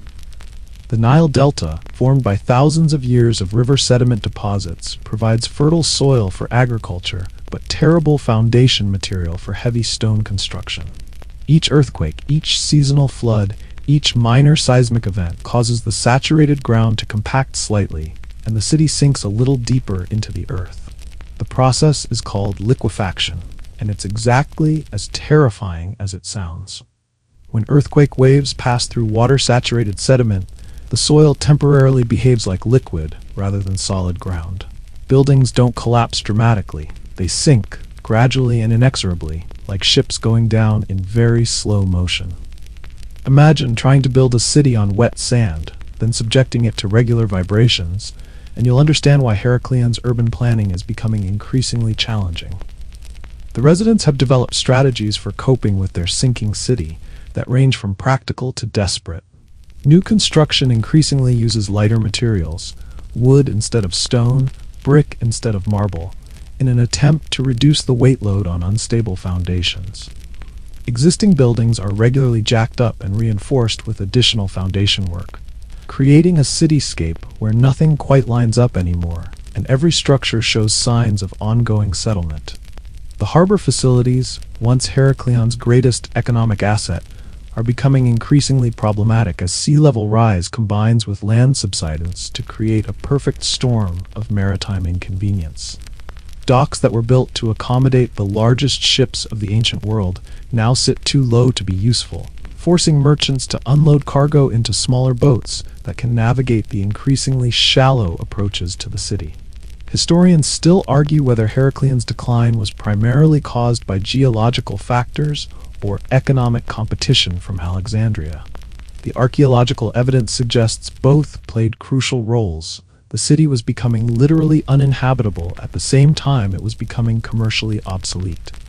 Rising maintenance costs for sinking infrastructure made it increasingly expensive to maintain Heracleon's position as a major trading center, while Alexandria offered newer facilities built on more stable ground. The most heartbreaking aspect of Heracleon's slow destruction is how normal life continues even as the physical foundation of society crumbles beneath everyone's feet. You watch families making long-term plans in houses that are visibly settling, merchants investing in shops that may be underwater within a generation, children playing games in streets that sink a little deeper every year. The religious response to this crisis reveals fascinating insights into ancient psychology and theology. Some priests interpret the sinking as divine punishment for insufficient devotion to traditional gods. Others view it as a test of faith, requiring increased religious observance and more elaborate temple offerings. A few progressive theologians suggest that the gods are calling Heracleon's residents to relocate to more geologically stable areas, but this interpretation proves notably unpopular with people who own property in the sinking city. The engineering attempts to save Heracleon demonstrate remarkable ingenuity and complete futility in roughly equal measures. City planners experiment with deep foundation techniques, attempting to anchor buildings to bedrock that lies dozens of feet below the shifting surface sediments. Harbor engineers construct increasingly elaborate systems of dikes, channels, and drainage works designed to manage both rising sea levels and sinking land levels. None of these interventions work for long. The fundamental problem, a heavy stone city built on unstable sediment in a seismically active area, can't be solved with ancient technology. Each earthquake undoes months of foundation work, each flood season brings new settling, each attempt to strengthen one building seems to accelerate the subsidence of neighboring structures. The gradual abandonment of Heracleon unfolds over several generations, as families and businesses slowly relocate to Alexandria or other more stable cities. This isn't the dramatic evacuation of Pompeii or the sudden abandonment of plague-stricken settlements. It's the economically rational but emotionally devastating process of recognizing that a beloved place is no longer viable for human habitation. The final residents of Heracleon are mostly people who can't afford to leave. Elderly residents attached to ancestral homes, poor families without resources for relocation, and stubborn individuals who refuse to accept that their city is dying. They maintain religious observances, conduct business in increasingly empty markets, and preserve cultural traditions even as the physical infrastructure of their civilization disappears beneath their feet. You watch as one of the last merchant families loads their possessions onto a boat, preparing to relocate to Alexandria after 5 generations of Heraclean residence. The father takes a final look at the family shop where his ancestors sold imported goods to customers from across the Mediterranean. The building tilts at a noticeable angle now, and the front steps disappear into standing water that never completely drains after storms. The children don't understand why they're leaving. To them, tilted buildings and flooded streets are simply normal features of urban life. but their parents recognize the signs of irreversible decline. Customers who no longer come because the harbor is too shallow for their ships, suppliers who bypass Heraklion in favor of more accessible ports, neighbors who've already left for more stable ground. The sea that made Heraklion wealthy by providing access to Mediterranean trade networks is now reclaiming the city for its own purposes. Each winter storm brings waves a little higher up the streets. Each spring flood deposits a little more sediment in areas that used to be dry land. Each earthquake causes the remaining structures to sink a little deeper into the earth that can no longer support them. The process of natural reclamation is so gradual that it almost seems gentle, a slow embrace rather than violent destruction. But the result is the same: the complete disappearance of one of the ancient world's greatest cities beneath waters that will preserve its remains for future archaeologists to discover. You're now suspended in the eternal twilight of the Mediterranean seafloor, 30 feet below the surface where Heraklion has slept for over 13 centuries. Time moves differently here, measured not in days or years, but in the slow accumulation of sediment, the patient dance of sea creatures among ancient columns, and the gradual transformation of human civilization into marine habitat. The city that once bustled with international commerce now hosts a different kind of community. Schools of fish that navigate between temple pillars, octopi that have claimed pharaonic statues as private residences, and seagrass that grows in geometric patterns along what were once busy streets. This underwater realm exists in a state of suspended animation that would be impossible on land. The absence of oxygen in the deeper sediment layers has preserved organic materials that would have decayed completely in terrestrial environments.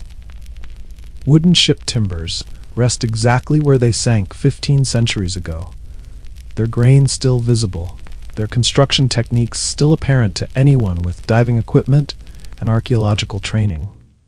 Bronze artifacts gleam as if they were polished yesterday, protected by the same marine environment that claimed their city. The massive statues standing guard over this drowned metropolis have become inadvertent reef structures, their carved surfaces providing attachment points for coral, sponges, and the countless small organisms that form the foundation of underwater ecosystems. The face of a Ptolemaic queen, once designed to inspire political awe in visiting foreign dignitaries, now provides shelter for tiny fish and serves as a navigation landmark for the occasional curious dolphin exploring the ruins. What you're experiencing is something unprecedented in human history, a perfectly preserved ancient city that serves simultaneously as archaeological site, marine sanctuary, and accidental monument to the impermanence of human achievement. Every building, every street, every temple courtyard tells the same story of gradual surrender to forces larger than human ambition or engineering capability. The preservation of daily life in underwater Heraklion creates an eerie intimacy with the ancient past. Personal belongings rest exactly where their owners left them. Bronze mirrors that once reflected the faces of people whose names are lost to history. Oil lamps that provided light for evening conversations we'll never hear. Cooking vessels that prepared meals according to recipes that died with their civilization. Historians still argue whether the submersion of Heraklion represents tragedy or remarkable preservation opportunity. The same marine environment that ended the city's existence as a living community has also protected it from the looting, development, and natural decay that have destroyed most ancient urban sites. In a sense, the Mediterranean Sea has served as history's most effective museum curator, maintaining climate-controlled storage conditions for over a millennium. The religious artifacts scattered across the seafloor carry particular poignancy in their underwater context. Statues of gods who once received daily offerings now provide shelter for sea life that has no concept of ancient Egyptian theology. Temple inscriptions that once proclaimed eternal divine authority are now read only by marine archaeologists who must surface regularly to breathe air that the carved words can no longer reach. The economic infrastructure of ancient international trade lies preserved in remarkable detail throughout the underwater site. Harbor installations, warehouse foundations, and commercial dock structures provide clear evidence of the sophisticated logistics required to manage Mediterranean commerce in an era before mechanical power, electronic communication, or standardized international currencies. Ships that once carried goods between civilizations now serve as artificial reefs supporting marine ecosystems that have adapted specifically to these archaeological structures. The hulls provide shelter for fish species that wouldn't normally inhabit this part of the Mediterranean, while their cargo holds have become nursery areas for young sea life, beginning their own journeys through underwater territories that were once terrestrial neighborhoods. The transformation of human architecture into marine habitat creates visual poetry that would have been unimaginable to Heracleon's original residence. Doorways that once welcomed international merchants now frame schools of silver fish moving in synchronized patterns. Windows that once provided views of busy harbor traffic now offer glimpses of seagrass swaying in underwater currents that follow ancient street layouts. But perhaps the most remarkable aspect of underwater Heracleon is its continued capacity to inspire human wonder and scientific discovery. Modern visitors descend through the same water column that claimed the city, using technology the ancients couldn't have imagined to explore a civilization that has become more accessible through submersion than it ever was during its terrestrial existence. The archaeological work continuing in underwater Heracleon represents a new form of historical resurrection, not the return of ancient life, but the recovery of ancient knowledge through scientific exploration. Each artifact raised from the seafloor, each inscription translated from waterlogged stone, each structural relationship documented by marine archaeologists adds new chapters to humanity's understanding of its own past. The city's story doesn't end with its submersion. It transforms into a different kind of narrative about preservation, discovery, and the unexpected ways that destruction can become protection. The Mediterranean waters that consumed Heracleon have also saved it, creating an underwater time capsule that will continue revealing secrets for generations of future archaeologists. As you drift through the drowned streets, following pathways that once guided ancient footsteps toward temples, markets, and homes that no longer exist above water, you're participating in a form of historical communion that bridges millennia. The silence of the underwater environment creates space for imagination to populate these empty spaces with the voices, ambitions, and daily concerns of people whose civilization has achieved a form of immortality through submersion. The golden afternoon light filtering down through 30 feet of Mediterranean water illuminates temple columns that will stand for centuries to come, protected by the same marine environment that claimed them. In the distance, the shadows of modern ships pass overhead like clouds, carrying contemporary commerce along routes that once led to Heracleon's busy harbors. The ancient city sleeps beneath the waves, dreaming perhaps of the day when rising sea levels might make underwater exploration the normal mode of archaeological investigation. Until then, it waits patiently in the blue-green twilight, hosting marine life that has no interest in human history, but serves inadvertently as guardians of one of civilization's most remarkable preserved secrets. The statues, standing eternal watch over this drowned realm, have become something their sculptors never intended. Lighthouses for a civilization that exists now only in memory, archaeological evidence, and the dreams of those brave enough to descend into the underwater museum that the Mediterranean has created from the ruins of human ambition. You're now lying on a stone slab in the sacred abaton of the Asclepius Temple at Epidaurus, around 400 BCE, where the boundary between medicine and miracle dissolves in the flickering shadows of oil lamps. The chamber is deliberately dark, filled with the soft whispers of other hopeful patients and the barely audible sound of something moving through the straw that covers the temple floor. That something, you realize with a mixture of terror and desperate hope, is a snake, one of the sacred serpents of Asclepius that the priests insist are essential to the healing process. This isn't the kind of medical treatment that would pass modern safety inspections. The snake currently investigating your wounded leg is completely wild, utterly unpredictable, and operating without any medical license beyond ancient religious tradition. Yet you've traveled hundreds of miles and spent your life savings to lie here in the darkness, hoping that divine intervention administered through reptilian intermediaries might accomplish what conventional medicine has completely failed to achieve. The journey to reach this moment has been an exercise in escalating desperation and increasing faith.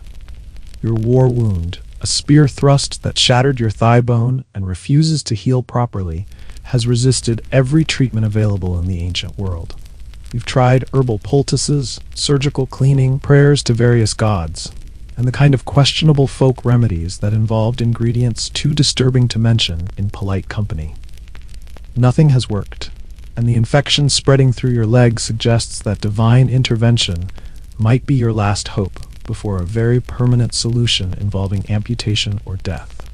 The ritual preparation for incubation, the technical term for sleeping in a temple hoping for divine healing dreams, has taken 3 days of increasingly elaborate purification. You fasted until your stomach stopped complaining and started whimpering, bathed in sacred springs that were probably clean when the first patients used them several centuries ago, and listened to enough religious instruction to qualify for an honorary degree in Asclepius theology. The temple priests have explained the process with the kind of confident authority that suggests they've performed these procedures thousands of times, though they're notably vague about success rates and completely silent about what happens to patients who don't receive favorable divine attention. According to their theology, Asclepius visits sleeping patients in dreams, either healing them directly through divine power or providing symbolic guidance about treatments that might prove effective. Historians still argue whether the healing at Asclepius temples represented genuine medical intervention or elaborate placebo therapy. The archaeological evidence suggests it was probably both: religious ritual that created powerful psychological conditions for healing, combined with practical medical knowledge disguised as divine revelation. Many of the miraculous cures described in temple inscriptions sound suspiciously like successful applications of techniques that Greek physicians were developing through secular practice. The snake, currently exploring your bandaged wound, operates according to religious logic that would horrify modern medical ethics, but apparently made perfect sense to ancient Greek patients desperate enough to try anything. According to temple doctrine, these sacred serpents possess the ability to identify diseased tissue, clean infected wounds, and somehow transfer healing power from the god directly to human patients through divine snake saliva. The reality is probably less mystical, but more interesting from a medical perspective. Non-venomous snakes are naturally curious about warm, moist environments like infected wounds, and their tongues contain chemical sensors that can actually detect the presence of bacterial infection. Ancient Greek physicians, who were remarkably good observers despite their theoretical limitations, probably noticed that patients visited by temple snakes often showed improved healing and developed religious explanations for genuinely beneficial medical phenomena. The psychological component of temple healing can't be underestimated in an era before effective anesthesia, antibiotics, or surgical techniques. Patients who believed they were receiving direct divine intervention experienced the kind of hope and reduced anxiety that modern medicine recognizes as genuinely beneficial for healing outcomes. The temple environment, peaceful, supportive, filled with other patients sharing similar experiences, created therapeutic conditions that many modern hospitals would struggle to replicate. As you drift towards sleep in the sacred darkness, you're participating in one of humanity's earliest experiments with what we'd now call psychosomatic medicine. The combination of religious faith, community support, peaceful environment, and mild medical intervention creates conditions where genuine healing becomes possible, even when the underlying medical theory is completely wrong. The dream that comes to you in the deepest part of the night involves Asclepius himself, a figure of radiant authority carrying a staff entwined with serpents, accompanied by a retinue of sacred animals and healing spirits. In the dream, the god examines your wound with gentle hands, speaks words of power that you somehow understand despite their divine language, and performs surgery using instruments of light that cause no pain and leave no scars. When you wake at dawn, something has definitely changed. The constant throbbing pain in your leg has diminished to a dull ache. The angry red inflammation around the wound has faded to normal skin color, and for the first time in months, you can move your leg without wanting to scream. Whether this improvement results from divine intervention, natural healing accelerated by reduced stress, or the beneficial effects of snake saliva on bacterial infection, doesn't really matter. You're better, and that's sufficient miracle for one lifetime. The temple priests examine your healing wound with professional satisfaction and carefully record your case in the official temple chronicles, adding your story to the thousands of testimonials that establish Asclepius's reputation as the most effective physician in the ancient world. They accept your grateful offerings with the dignity of medical professionals who regularly witness the impossible and charge accordingly for their divine connections. As you prepare to leave the temple, walking normally for the first time in over a year, you carry with you more than just physical healing. You've participated in a form of medicine that acknowledged the connection between mind, body, spirit, and community. A holistic approach that modern healthcare is still struggling to rediscover. The sacred serpent that visited your healing slides away into the temple shadows, completely unaware that it has served as an agent of divine intervention. In the ancient world, the boundaries between natural and supernatural, medicine and miracle, healing and faith were less important than the simple question of whether treatments actually worked. The staff of Asclepius, with its entwined serpent, will become the symbol of medicine that survives into the modern era, a reminder that healing has always involved elements of faith, hope, and the mysterious processes that occur when suffering humans encounter forces larger than their individual pain. You're now lying on a stone slab in the sacred abaton of the Asclepius temple at Epidaurus, around 400 BCE, where the boundary between medicine and miracle dissolves in the flickering shadows of oil lamps. The chamber is deliberately dark, filled with the soft whispers of other hopeful patients and the barely audible sound of something moving through the straw that covers the temple floor. That something, you realize with a mixture of terror and desperate hope, is a snake, one of the sacred serpents of Asclepius that the priests insist are essential to the healing process. This isn't the kind of medical treatment that would pass modern safety inspections. The snake currently investigating your wounded leg is completely wild, utterly unpredictable, and operating without any medical license beyond ancient religious tradition. Yet, you've traveled hundreds of miles and spent your life savings to lie here in the darkness, hoping that divine intervention administered through reptilian intermediaries might accomplish what conventional medicine has completely failed to achieve. The journey to reach this moment has been an exercise in escalating desperation and increasing faith. Your war wound, a spear thrust that shattered your thigh bone and refuses to heal properly, has resisted every treatment available in the ancient world. You've tried herbal poultices, surgical cleaning, prayers to various gods, and the kind of questionable folk remedies that involved ingredients too disturbing to mention in polite company. Nothing has worked, and the infection spreading through your leg suggests that divine intervention might be your last hope before a very permanent solution involving amputation or death. The ritual preparation for incubation, the technical term for sleeping in a temple hoping for divine healing dreams, has taken 3 days of increasingly elaborate purification. You fasted until your stomach stopped complaining and started whimpering, bathed in sacred springs that were probably clean when the first patients used them several centuries ago, and listened to enough religious instruction to qualify for an honorary degree in Asclepius theology. The temple priests have explained the process with the kind of confident authority that suggests they've performed these procedures thousands of times, though they're notably vague about success rates and completely silent about what happens to patients who don't receive favorable divine attention. According to their theology, Asclepius visits sleeping patients in dreams, either healing them directly through divine power or providing symbolic guidance about treatments that might prove effective. Historians still argue whether the healing at Asclepius temples represented genuine medical intervention or elaborate placebo therapy. The archaeological evidence suggests it was probably both. Religious ritual that created powerful psychological conditions for healing, combined with practical medical knowledge disguised as divine revelation.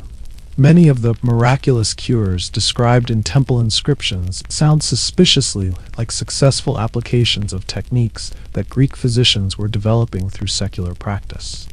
The snake currently exploring your bandaged wound operates according to religious logic that would horrify modern medical ethics, but apparently made perfect sense to ancient Greek patients desperate enough to try anything. According to temple doctrine, these sacred serpents possess the ability to identify diseased tissue, clean infected wounds, and somehow transfer healing power from the god directly to human patients through divine snake saliva. The reality is probably less mystical, but more interesting from a medical perspective.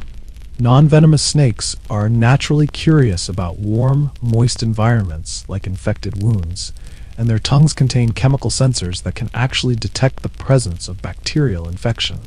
Ancient Greek physicians, who were remarkably good observers despite their theoretical limitations, probably noticed that patients visited by temple snakes often showed improved healing and developed religious explanations for genuinely beneficial medical phenomena.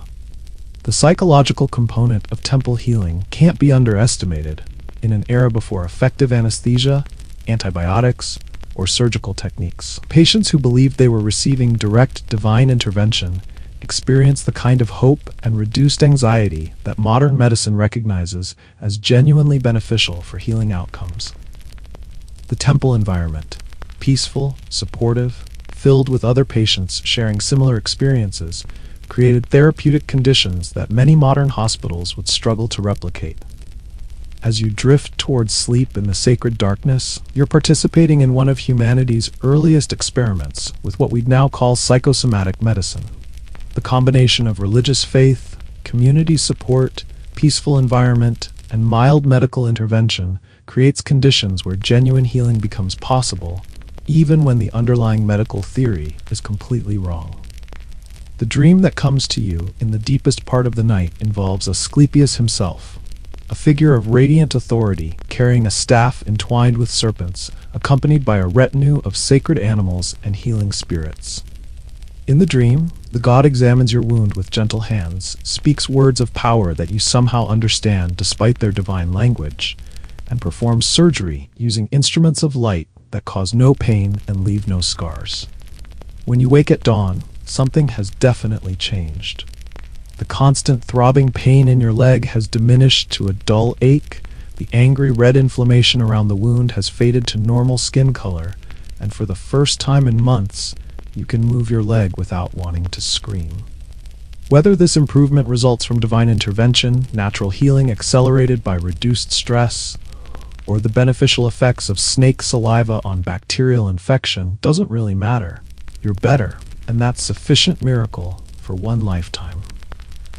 The temple priests examine your healing wound with professional satisfaction and carefully record your case in the official temple chronicles, adding your story to the thousands of testimonials that establish Asclepius's reputation as the most effective physician in the ancient world. They accept your grateful offerings with the dignity of medical professionals who regularly witness the impossible and charge accordingly for their divine connections. As you prepare to leave the temple, walking normally for the first time in over a year, you carry with you more than just physical healing. You've participated in a form of medicine that acknowledged the connection between mind, body, spirit, and community. A holistic approach that modern healthcare is still struggling to rediscover.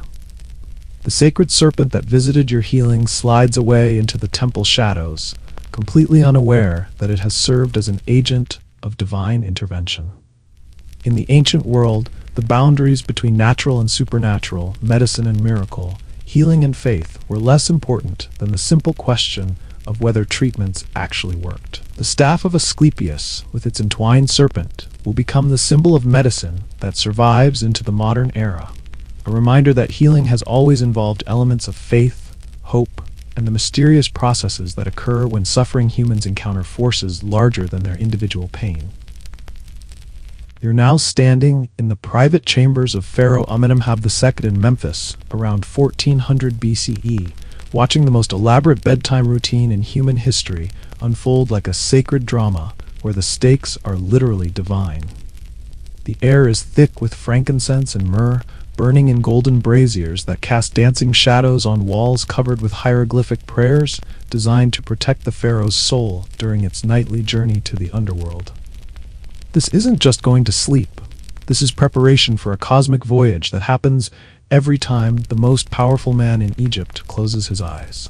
The ritual begins at sunset with purification ceremonies that would impress modern spa enthusiasts. If modern spa enthusiasts were comfortable with the idea that inadequate cleansing might result in their souls being devoured by demons during sleep. Pharaoh's body is bathed with water from sacred springs, anointed with oils blessed by temple priests, and perfumed with resins imported from distant lands at costs that could probably fund a small army for several months. But the physical preparation is just the beginning. The real complexity involves protecting Pharaoh's Ka, his spiritual double, during the dangerous hours when his consciousness leaves his body and travels through the Duat, the Egyptian underworld. According to religious doctrine that's been refined over centuries of royal death experiences, sleep is essentially a temporary form of dying, and dying without proper spiritual protection is an excellent way to become permanently dead in the most unpleasant manner possible. The chamber itself has been transformed into a fortress against supernatural threats. Protective amulets hang from every wall, each one inscribed with specific spells designed to ward off particular categories of night demons. The bed is surrounded by small statues of guardian deities, their carved faces alert and ready to defend the sleeping pharaoh against spiritual attackers, who apparently find unconscious rulers particularly appetizing. The most important protection comes from the recitation of sacred texts that must be spoken in precise order with perfect pronunciation, because apparently afterlife demons are sticklers for proper enunciation. The high priest intones passages from what will eventually be called the Book of the Dead, though at this point it's more accurately described as the Book of Not Dying Tonight, despite being temporarily unconscious and therefore vulnerable. What you're witnessing represents one of humanity's earliest attempts at what modern psychologists would call cognitive behavioral therapy for existential anxiety. Ancient Egyptians understood that sleep involves a terrifying loss of conscious control, and they developed elaborate rituals to manage the psychological distress of surrendering awareness in a world full of unpredictable dangers, both natural and supernatural. Historians still argue whether Egyptian sleep rituals were primarily religious observance or primitive psychotherapy. The evidence suggests they served both functions, providing spiritual comfort through religious practice, while also creating the kind of structured, predictable environment that promotes restful sleep in anxious individuals. Modern sleep medicine recognizes many of the same principles that Egyptian priests discovered through trial and error 4,000 years ago. The astronomical component of the ritual reflects sophisticated understanding of celestial mechanics disguised as religious doctrine. The timing of prayers must align with specific star positions, the orientation of the bed must correspond to cardinal directions, and the entire ceremony must be completed before particular constellations reach predetermined positions in the night sky. This isn't arbitrary mysticism. It's practical astronomy applied to sleep scheduling in an era before mechanical clocks. The pharaoh's headrest, carved from ebony and inlaid with gold hieroglyphs, serves both practical and spiritual functions. The elevated sleeping position helps prevent blood pooling and reduces snoring, genuine medical benefits that ancient Egyptian physicians probably observed without understanding the underlying physiology. But the headrest is also designed to keep the pharaoh's soul properly aligned with cosmic forces during its nightly travels, ensuring that his Ka can find its way back to his body before dawn. The dietary preparation for royal sleep involves foods specifically chosen for their supposed spiritual properties rather than their nutritional value. Bread baked with special grains, wine mixed with honey and herbs, and fruits that have been blessed by temple rituals create a bedtime meal designed to nourish both body and soul. Modern nutritionists might recognize some of these ingredients as containing compounds that actually do promote sleep, but the ancient Egyptians were more concerned with appeasing gods than optimizing brain chemistry. The moment of transition from waking consciousness to sleep requires its own ceremonial attention. As Pharaoh's eyes begin to close, the high priest speaks the final protective incantations, while assistants arrange his limbs in positions that supposedly facilitate safe spiritual travel. The last words he hears, before unconsciousness, are prayers asking various deities to guide his ka through the dangers of the night and return it safely to his body before sunrise. What happens next, according to Egyptian belief, is a journey through the underworld that makes modern adventure movies look like relaxing documentaries. The pharaoh's ka must navigate rivers of fire, avoid demons with creative torture techniques, answer riddles from gods who don't appreciate wrong answers, and somehow arrive at the throne of Osiris to receive divine guidance about ruling Egypt. The dream experiences that result from this elaborate preparation are apparently quite vivid and often politically useful. Pharaohs regularly wake with divine instructions about military campaigns, architectural projects, legal decisions, and diplomatic strategies that have supposedly been revealed through direct conversation with gods during sleep. Whether these represent genuine spiritual guidance or sophisticated dream manipulation through ritualized suggestion, the practical results often prove remarkably effective for governing an ancient empire. The morning awakening involves its own ceremonial requirements designed to properly reunite soul and body after their night of separation. Pharaoh must be awakened gradually, with specific prayers and incense, allowing his ka time to fully reintegrate with his physical form. Rushing this process supposedly risks permanent spiritual disconnection, basically, waking up with your soul still stuck in the underworld, which would make royal duties considerably more challenging. The dream interpretation that follows involves consultation with priests specially trained in analyzing divine communications received during sleep. Every detail of Pharaoh's night visions is recorded, analyzed for symbolic meaning, and translated into practical guidance for governing Egypt. This creates a feedback loop, where religious ritual, psychological preparation, dream experience, and political decision-making all reinforce each other in a system that modern leadership consultants would probably find both fascinating and completely insane. The frankincense smoke rising from the golden braziers carries with it prayers for another successful night of spiritual travel. In the Egyptian worldview, sleep isn't rest, it's work, requiring skill, preparation, and divine protection to accomplish safely. The pharaoh who can master the art of sacred sleep has mastered one of the essential skills of divine kingship. You're now sitting in the misty heights of Mount Wudong around 300 CE, watching an elderly Taoist master prepare what might be the most alchemically complex bedtime routine in human history.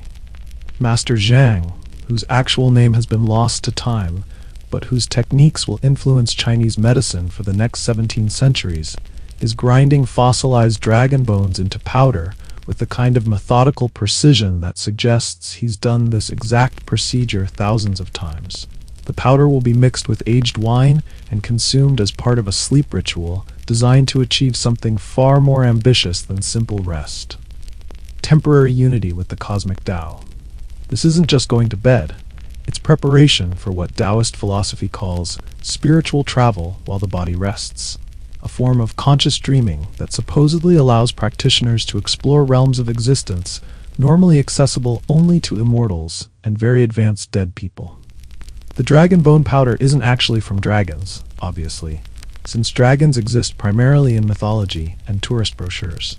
These are fossilized animal bones, probably from prehistoric mammals, but they're believed to contain concentrated qi, life energy, that has been accumulating for geological ages. The preparation ritual begins hours before actual sleep, with qigong exercises designed to balance the flow of qi through the body's meridian system.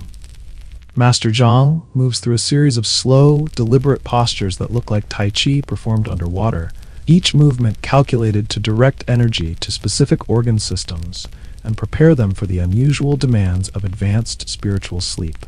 His breathing follows complex patterns that would challenge modern yoga instructors, involving precisely timed inhalations and exhalations that supposedly harmonize internal energy with cosmic rhythms. The sleeping chamber itself has been arranged according to feng shui principles that treat sleep as a form of meditation, requiring specific environmental conditions. The bed faces east to align with sunrise energy. The room contains carefully positioned crystals and metal objects to direct qi flow, and every piece of furniture has been placed to create what Master Zhang describes as a void within activity, a peaceful space surrounded by subtle energy currents. The dragon bone wine represents the culmination of months of alchemical preparation involving ingredients that would puzzle modern chemists and probably concern health inspectors. In addition to the fossilized bone powder, the mixture contains ground pearls for spiritual clarity, powdered jade for immortality, rare herbs gathered during specific lunar phases, and wine that has been aged in containers blessed by generations of Taoist masters. The resulting potion tastes exactly as awful as you'd expect from something designed to induce transcendent spiritual experiences, rather than customer satisfaction. Historians still argue whether Taoist sleep practices represented genuine spiritual technology or elaborate self-hypnosis disguised as religious doctrine. The evidence suggests they probably achieved real psychological and physiological effects through techniques that modern sleep researchers are just beginning to understand. The controlled breathing, environmental preparation, and ritualized expectation create conditions that can genuinely alter consciousness and dream experiences in ways that ancient practitioners interpreted as spiritual advancement. The theoretical foundation underlying Master Zhang's sleep practice involves sophisticated understanding of what we'd now call circadian rhythms. Though Taoist masters explain these patterns in terms of cosmic energy rather than biological chemistry. They observed that human consciousness naturally fluctuates throughout the night in predictable cycles, and they developed techniques for maintaining awareness during normally unconscious phases of sleep. The actual transition into sleep requires maintaining conscious control over the normally automatic process of losing consciousness. Master Zhang lies perfectly still while focusing his attention on the movement of qi through specific energy channels, essentially meditation that continues even as his body enters sleep states. This technique supposedly allows his hun, the ethereal soul, to travel freely, while his po, the corporeal soul, maintains the body's vital functions. What you're witnessing represents one of humanity's most sophisticated attempts at lucid dreaming, though ancient Taoists would reject that terminology as insufficiently spiritual. According to their philosophy, advanced practitioners don't just dream consciously, they actually visit alternate dimensions of reality, normally accessible only through death or spiritual enlightenment, achieved after decades of preparation. The experiences reported by practitioners of Taoist dream travel include conversations with immortal masters, journeys to celestial realms, glimpses of past and future events, and direct perception of the cosmic principles governing reality. Modern psychologists might classify these as particularly vivid instances of REM sleep combined with sophisticated dream control techniques.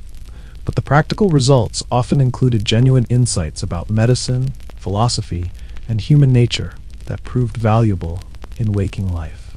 The morning integration process involves careful documentation of night experiences and their translation into practical guidance for daily living. Master Zhang maintains detailed dream journals that serve both as personal spiritual records and teaching materials for students attempting to develop similar capabilities.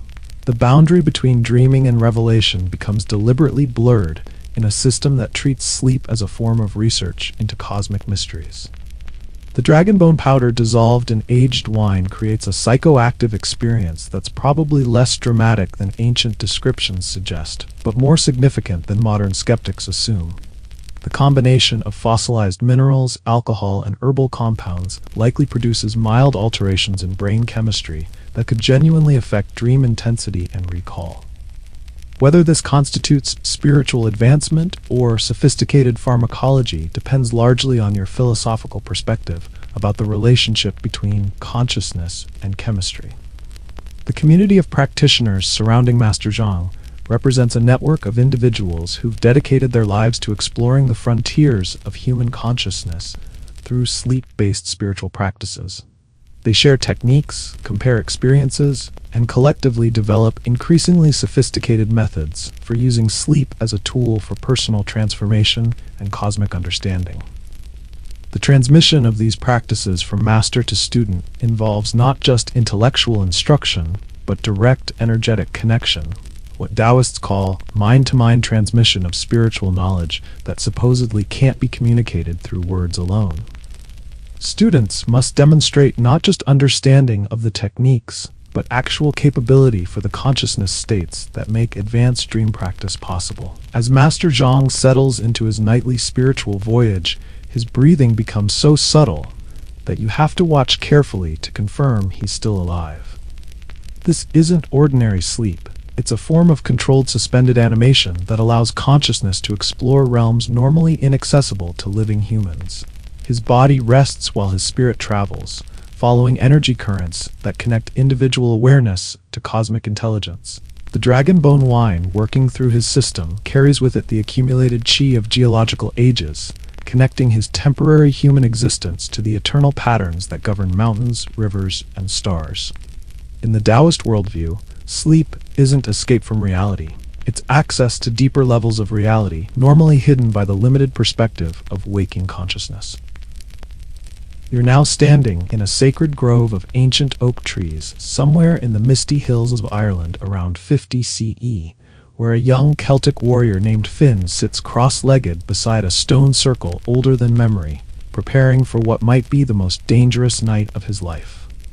The wind carries the scent of burning mugwort and the distant howl of wolves, but Finn's greatest fear isn't wild animals or enemy raiders.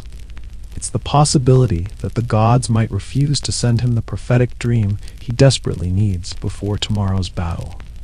This isn't casual fortune-telling or wishful thinking disguised as spirituality. In Celtic culture, prophetic dreams received in sacred places can literally determine the fate of entire tribes, and warriors who enter battle without proper spiritual guidance are essentially committing elaborate suicide. Finn has fasted for 3 days, walked barefoot for 20 miles through sacred landscapes, and submitted to ritual purification that involved cold streams, harsh plant oils, and the kind of physical discomfort that supposedly opens pathways to the other world.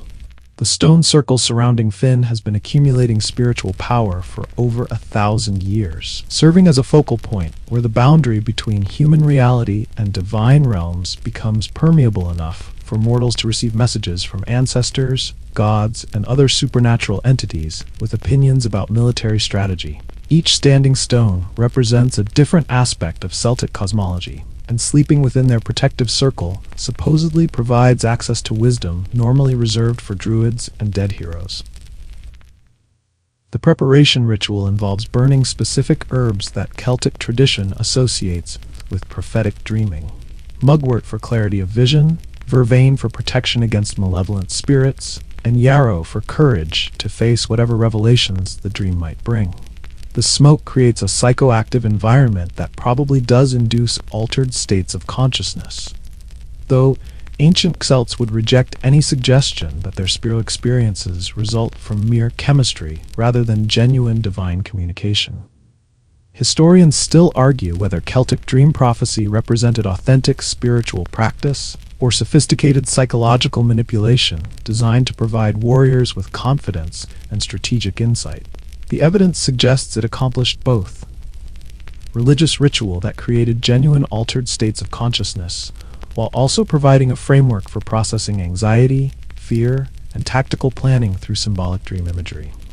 The landscape itself serves as a crucial component of the prophetic process. Celtic spirituality recognizes certain geographical features as inherently sacred: hilltops where earth meets sky, groves where different tree species grow together, stone formations that channel natural energy currents. Finn has chosen this particular site because 3 ley lines supposedly converge here, creating a vortex of spiritual power that amplifies communication between worlds. The physical preparation for prophetic sleep involves positioning the body to align with cosmic forces that Celtic cosmology treats as real and measurable phenomena.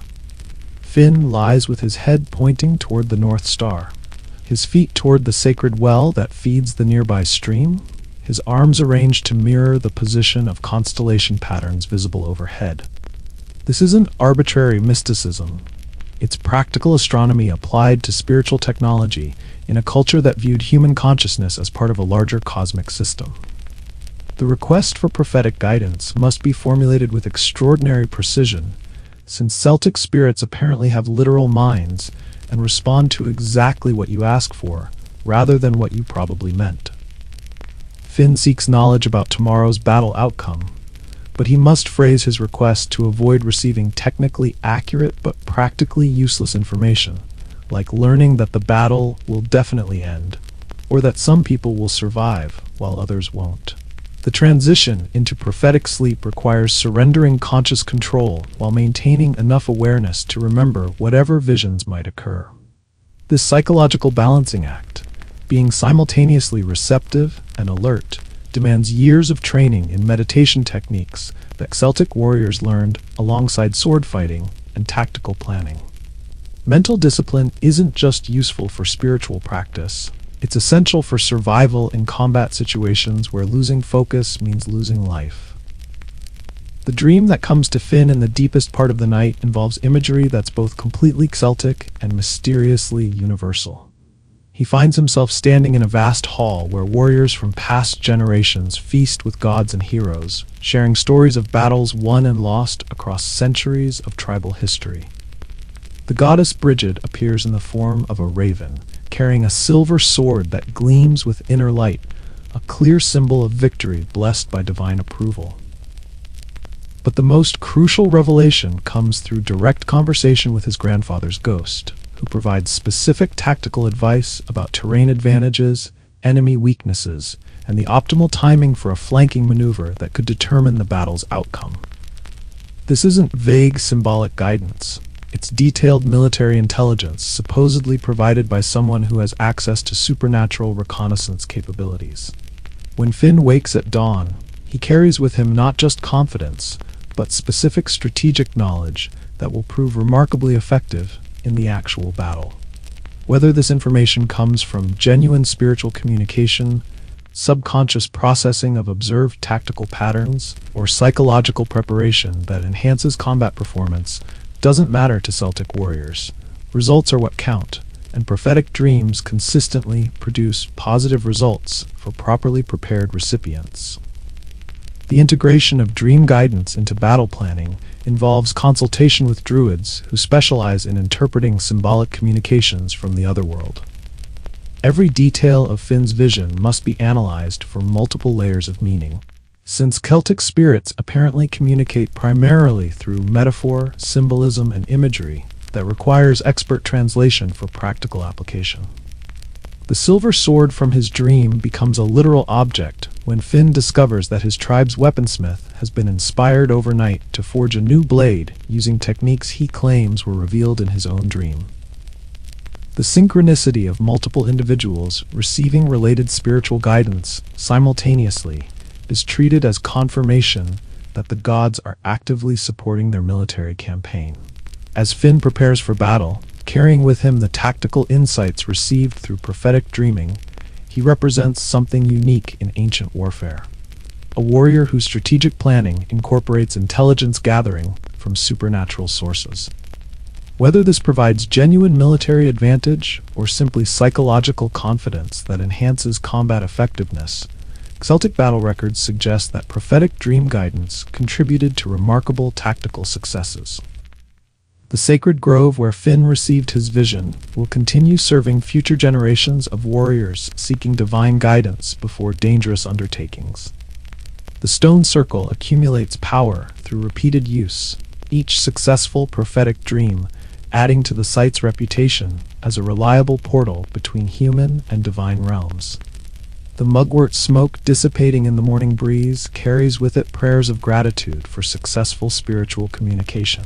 In the Celtic worldview, prophetic dreams aren't supernatural events. They're natural features of a cosmos where consciousness, landscape, and divine intelligence interact according to discoverable patterns that skilled practitioners can learn to access reliably.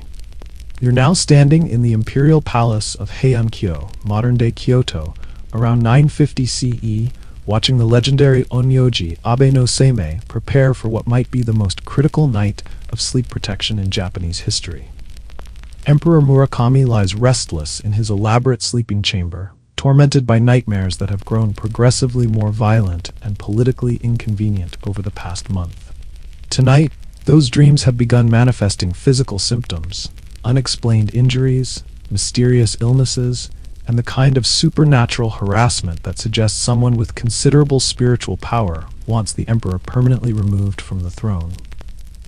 This isn't ordinary insomnia or stress-related sleep disruption. This is onryo interference, the vengeful spirits of the politically wronged conducting targeted psychic warfare against imperial authority. Seimei, dressed in his formal court robes and carrying implements that blend scientific precision with mystical symbolism, represents Japan's most sophisticated response to supernatural threats. A master of Onmyodo, the complex system of cosmology, divination, and spiritual protection that governs the intersection between human politics and cosmic forces. The palace tonight feels like a fortress under siege by invisible enemies. Paper talismans flutter from every doorway and window, each one inscribed with protective spells calibrated to repel specific categories of malevolent spirits. The geometric patterns aren't random decoration, they're precise mathematical formulas that supposedly create energy barriers impenetrable to supernatural entities lacking proper spiritual credentials. Seimei's preparation ritual combines elements that modern observers would recognize as psychology, astronomy, chemistry, and performance art, though medieval Japanese would reject any suggestion that spiritual technology can be reduced to mundane academic categories. The protection of imperial sleep requires coordination between earthly and celestial forces, careful manipulation of yin-yang energy balances, and the kind of diplomatic negotiation skills useful for managing relationships with temperamental deities and angry ghosts. The chamber where Emperor Murakami will attempt sleep tonight has been transformed into something between laboratory and temple, fortress and theater.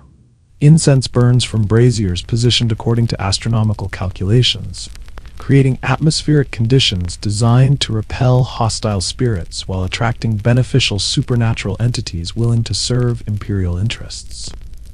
The smoke patterns aren't arbitrary. They follow specific geometric configurations that supposedly channel cosmic energy according to principles derived from Chinese Taoist philosophy and Japanese Shinto practice. Historians still argue whether Onmyodo represented genuine spiritual technology or elaborate theatrical performance designed to provide psychological comfort through ritualized authority. The evidence suggests it accomplished both, creating real alterations in consciousness and environmental atmosphere, while also establishing clear hierarchies of spiritual expertise that reinforced imperial political authority through supernatural means. The theoretical foundation underlying Seimei's sleep protection involves sophisticated understanding of what we'd now call psychosomatic medicine, though Onmyoji explained these phenomena in terms of spiritual imbalance rather than neurological chemistry. They recognized that political stress, guilt, and fear could manifest as physical symptoms, sleep disruption, and vulnerability to what they classified as supernatural attack. What we might describe as severe anxiety disorders complicated by cultural beliefs about spirit possession. The actual protection ritual requires Seimei to maintain conscious vigilance while the emperor sleeps, essentially serving as a spiritual bodyguard monitoring supernatural threats throughout the night. This involves meditation techniques that allow awareness to operate on multiple levels simultaneously, watching for signs of spiritual intrusion while maintaining readiness to perform emergency exorcism procedures if hostile entities succeed in penetrating the palace's defensive barriers. The onryo threatening Emperor Murakami tonight allegedly represents the vengeful spirit of a court official who was executed on questionable charges several months earlier. According to Onmyodo theory, individuals who die with intense resentment and unfinished political business can return as extremely dangerous supernatural entities capable of causing illness, madness, natural disasters, and political upheaval through focused spiritual attack. The protection strategy involves not just defensive measures, but active negotiation with the offended spirit, attempting to address legitimate grievances while maintaining imperial authority and personal safety. Seimei must essentially conduct diplomatic relations with an angry ghost, offering appropriate honors, ritual apologies, and posthumous recognition that might satisfy the Onryo's demands for justice without undermining the emperor's political position. The climactic moment comes around midnight, when the spiritual barriers around the sleeping chamber begin showing signs of strain under sustained supernatural assault. The paper talismans flutter violently despite the absence of any natural breeze. The incense smoke forms ominous patterns that suggest hostile presence, and the emperor's sleep becomes increasingly agitated as dreams turn into direct spiritual combat. Seimei's response involves what can only be described as magical warfare conducted through ritual performance, mathematical calculation, and force of will, focused through years of specialized training. He draws protective pentagram patterns in the air, while reciting invocations that command cosmic forces to intervene on behalf of imperial authority. The performance is simultaneously religious ceremony, theatrical display, and what modern psychologists might recognize as sophisticated hypnotic intervention designed to alter consciousness states in both practitioner and patient. The resolution comes when Seimei succeeds in establishing communication with the offending Onryo and negotiates a spiritual contract that provides the ghost with appropriate posthumous honors in exchange for ending its campaign of supernatural harassment. The emperor receives peaceful sleep. The vengeful spirit achieves satisfaction for its legitimate complaints, and imperial authority remains intact while acknowledging the spiritual reality of political injustice. The integration of sleep protection with political governance creates a system where spiritual technology serves practical administrative functions. Rulers who can sleep peacefully, despite the supernatural consequences of controversial political decisions, possess obvious advantages over leaders whose guilty consciences manifest as debilitating nightmare sequences and mysterious illnesses. The morning aftermath involves careful documentation of the night's spiritual events and their translation into practical guidance for future imperial policy. Seimei's successful protection of imperial sleep becomes evidence of both his supernatural expertise and the emperor's continued divine approval for his rule. As dawn breaks over Heian-kyo, the paper talismans around the emperor's chamber have returned to gentle stillness. The incense smoke rises peacefully toward heaven, and Emperor Murakami awakens refreshed for the first time in weeks. The Onmyodo pentagram patterns that Seimei traced in the air have apparently established spiritual equilibrium that will protect imperial sleep for months to come. Seimei packs away his ritual implements with the satisfaction of someone who has successfully defended human consciousness against supernatural warfare. In the Japanese worldview, sleep represents the most vulnerable state of human existence, a time when awareness retreats and leaves the body exposed to spiritual forces beyond ordinary perception or control. The art of sleep protection through Onmyodo represents humanity's most sophisticated attempt to maintain conscious control over unconscious states, ensuring that the necessary surrender of awareness during sleep doesn't become permanent surrender to forces that operate beyond human understanding, but within human influence through proper spiritual technology. Now the lights grow softer around you, and the stories settle like gentle snow. These tales of love too deep, teeth too precious, cities too proud, and dreams too powerful remind us that human nature hasn't changed much across the centuries. We still love desperately, fear pain, build monuments to ourselves, and search for meaning in our sleeping hours. The ancient world feels very close now, doesn't it? Close enough to touch, close enough to understand. Let these voices from the past carry you gently into your own dreams, where perhaps you'll meet Joanna still wandering with her golden ring, or glimpse the jade teeth of Maya kings glinting in underwater temples. Sweet dreams, and remember, even the most impossible love stories, the most painful procedures, the most magnificent cities, and the most sacred sleep all become gentle stories in the end.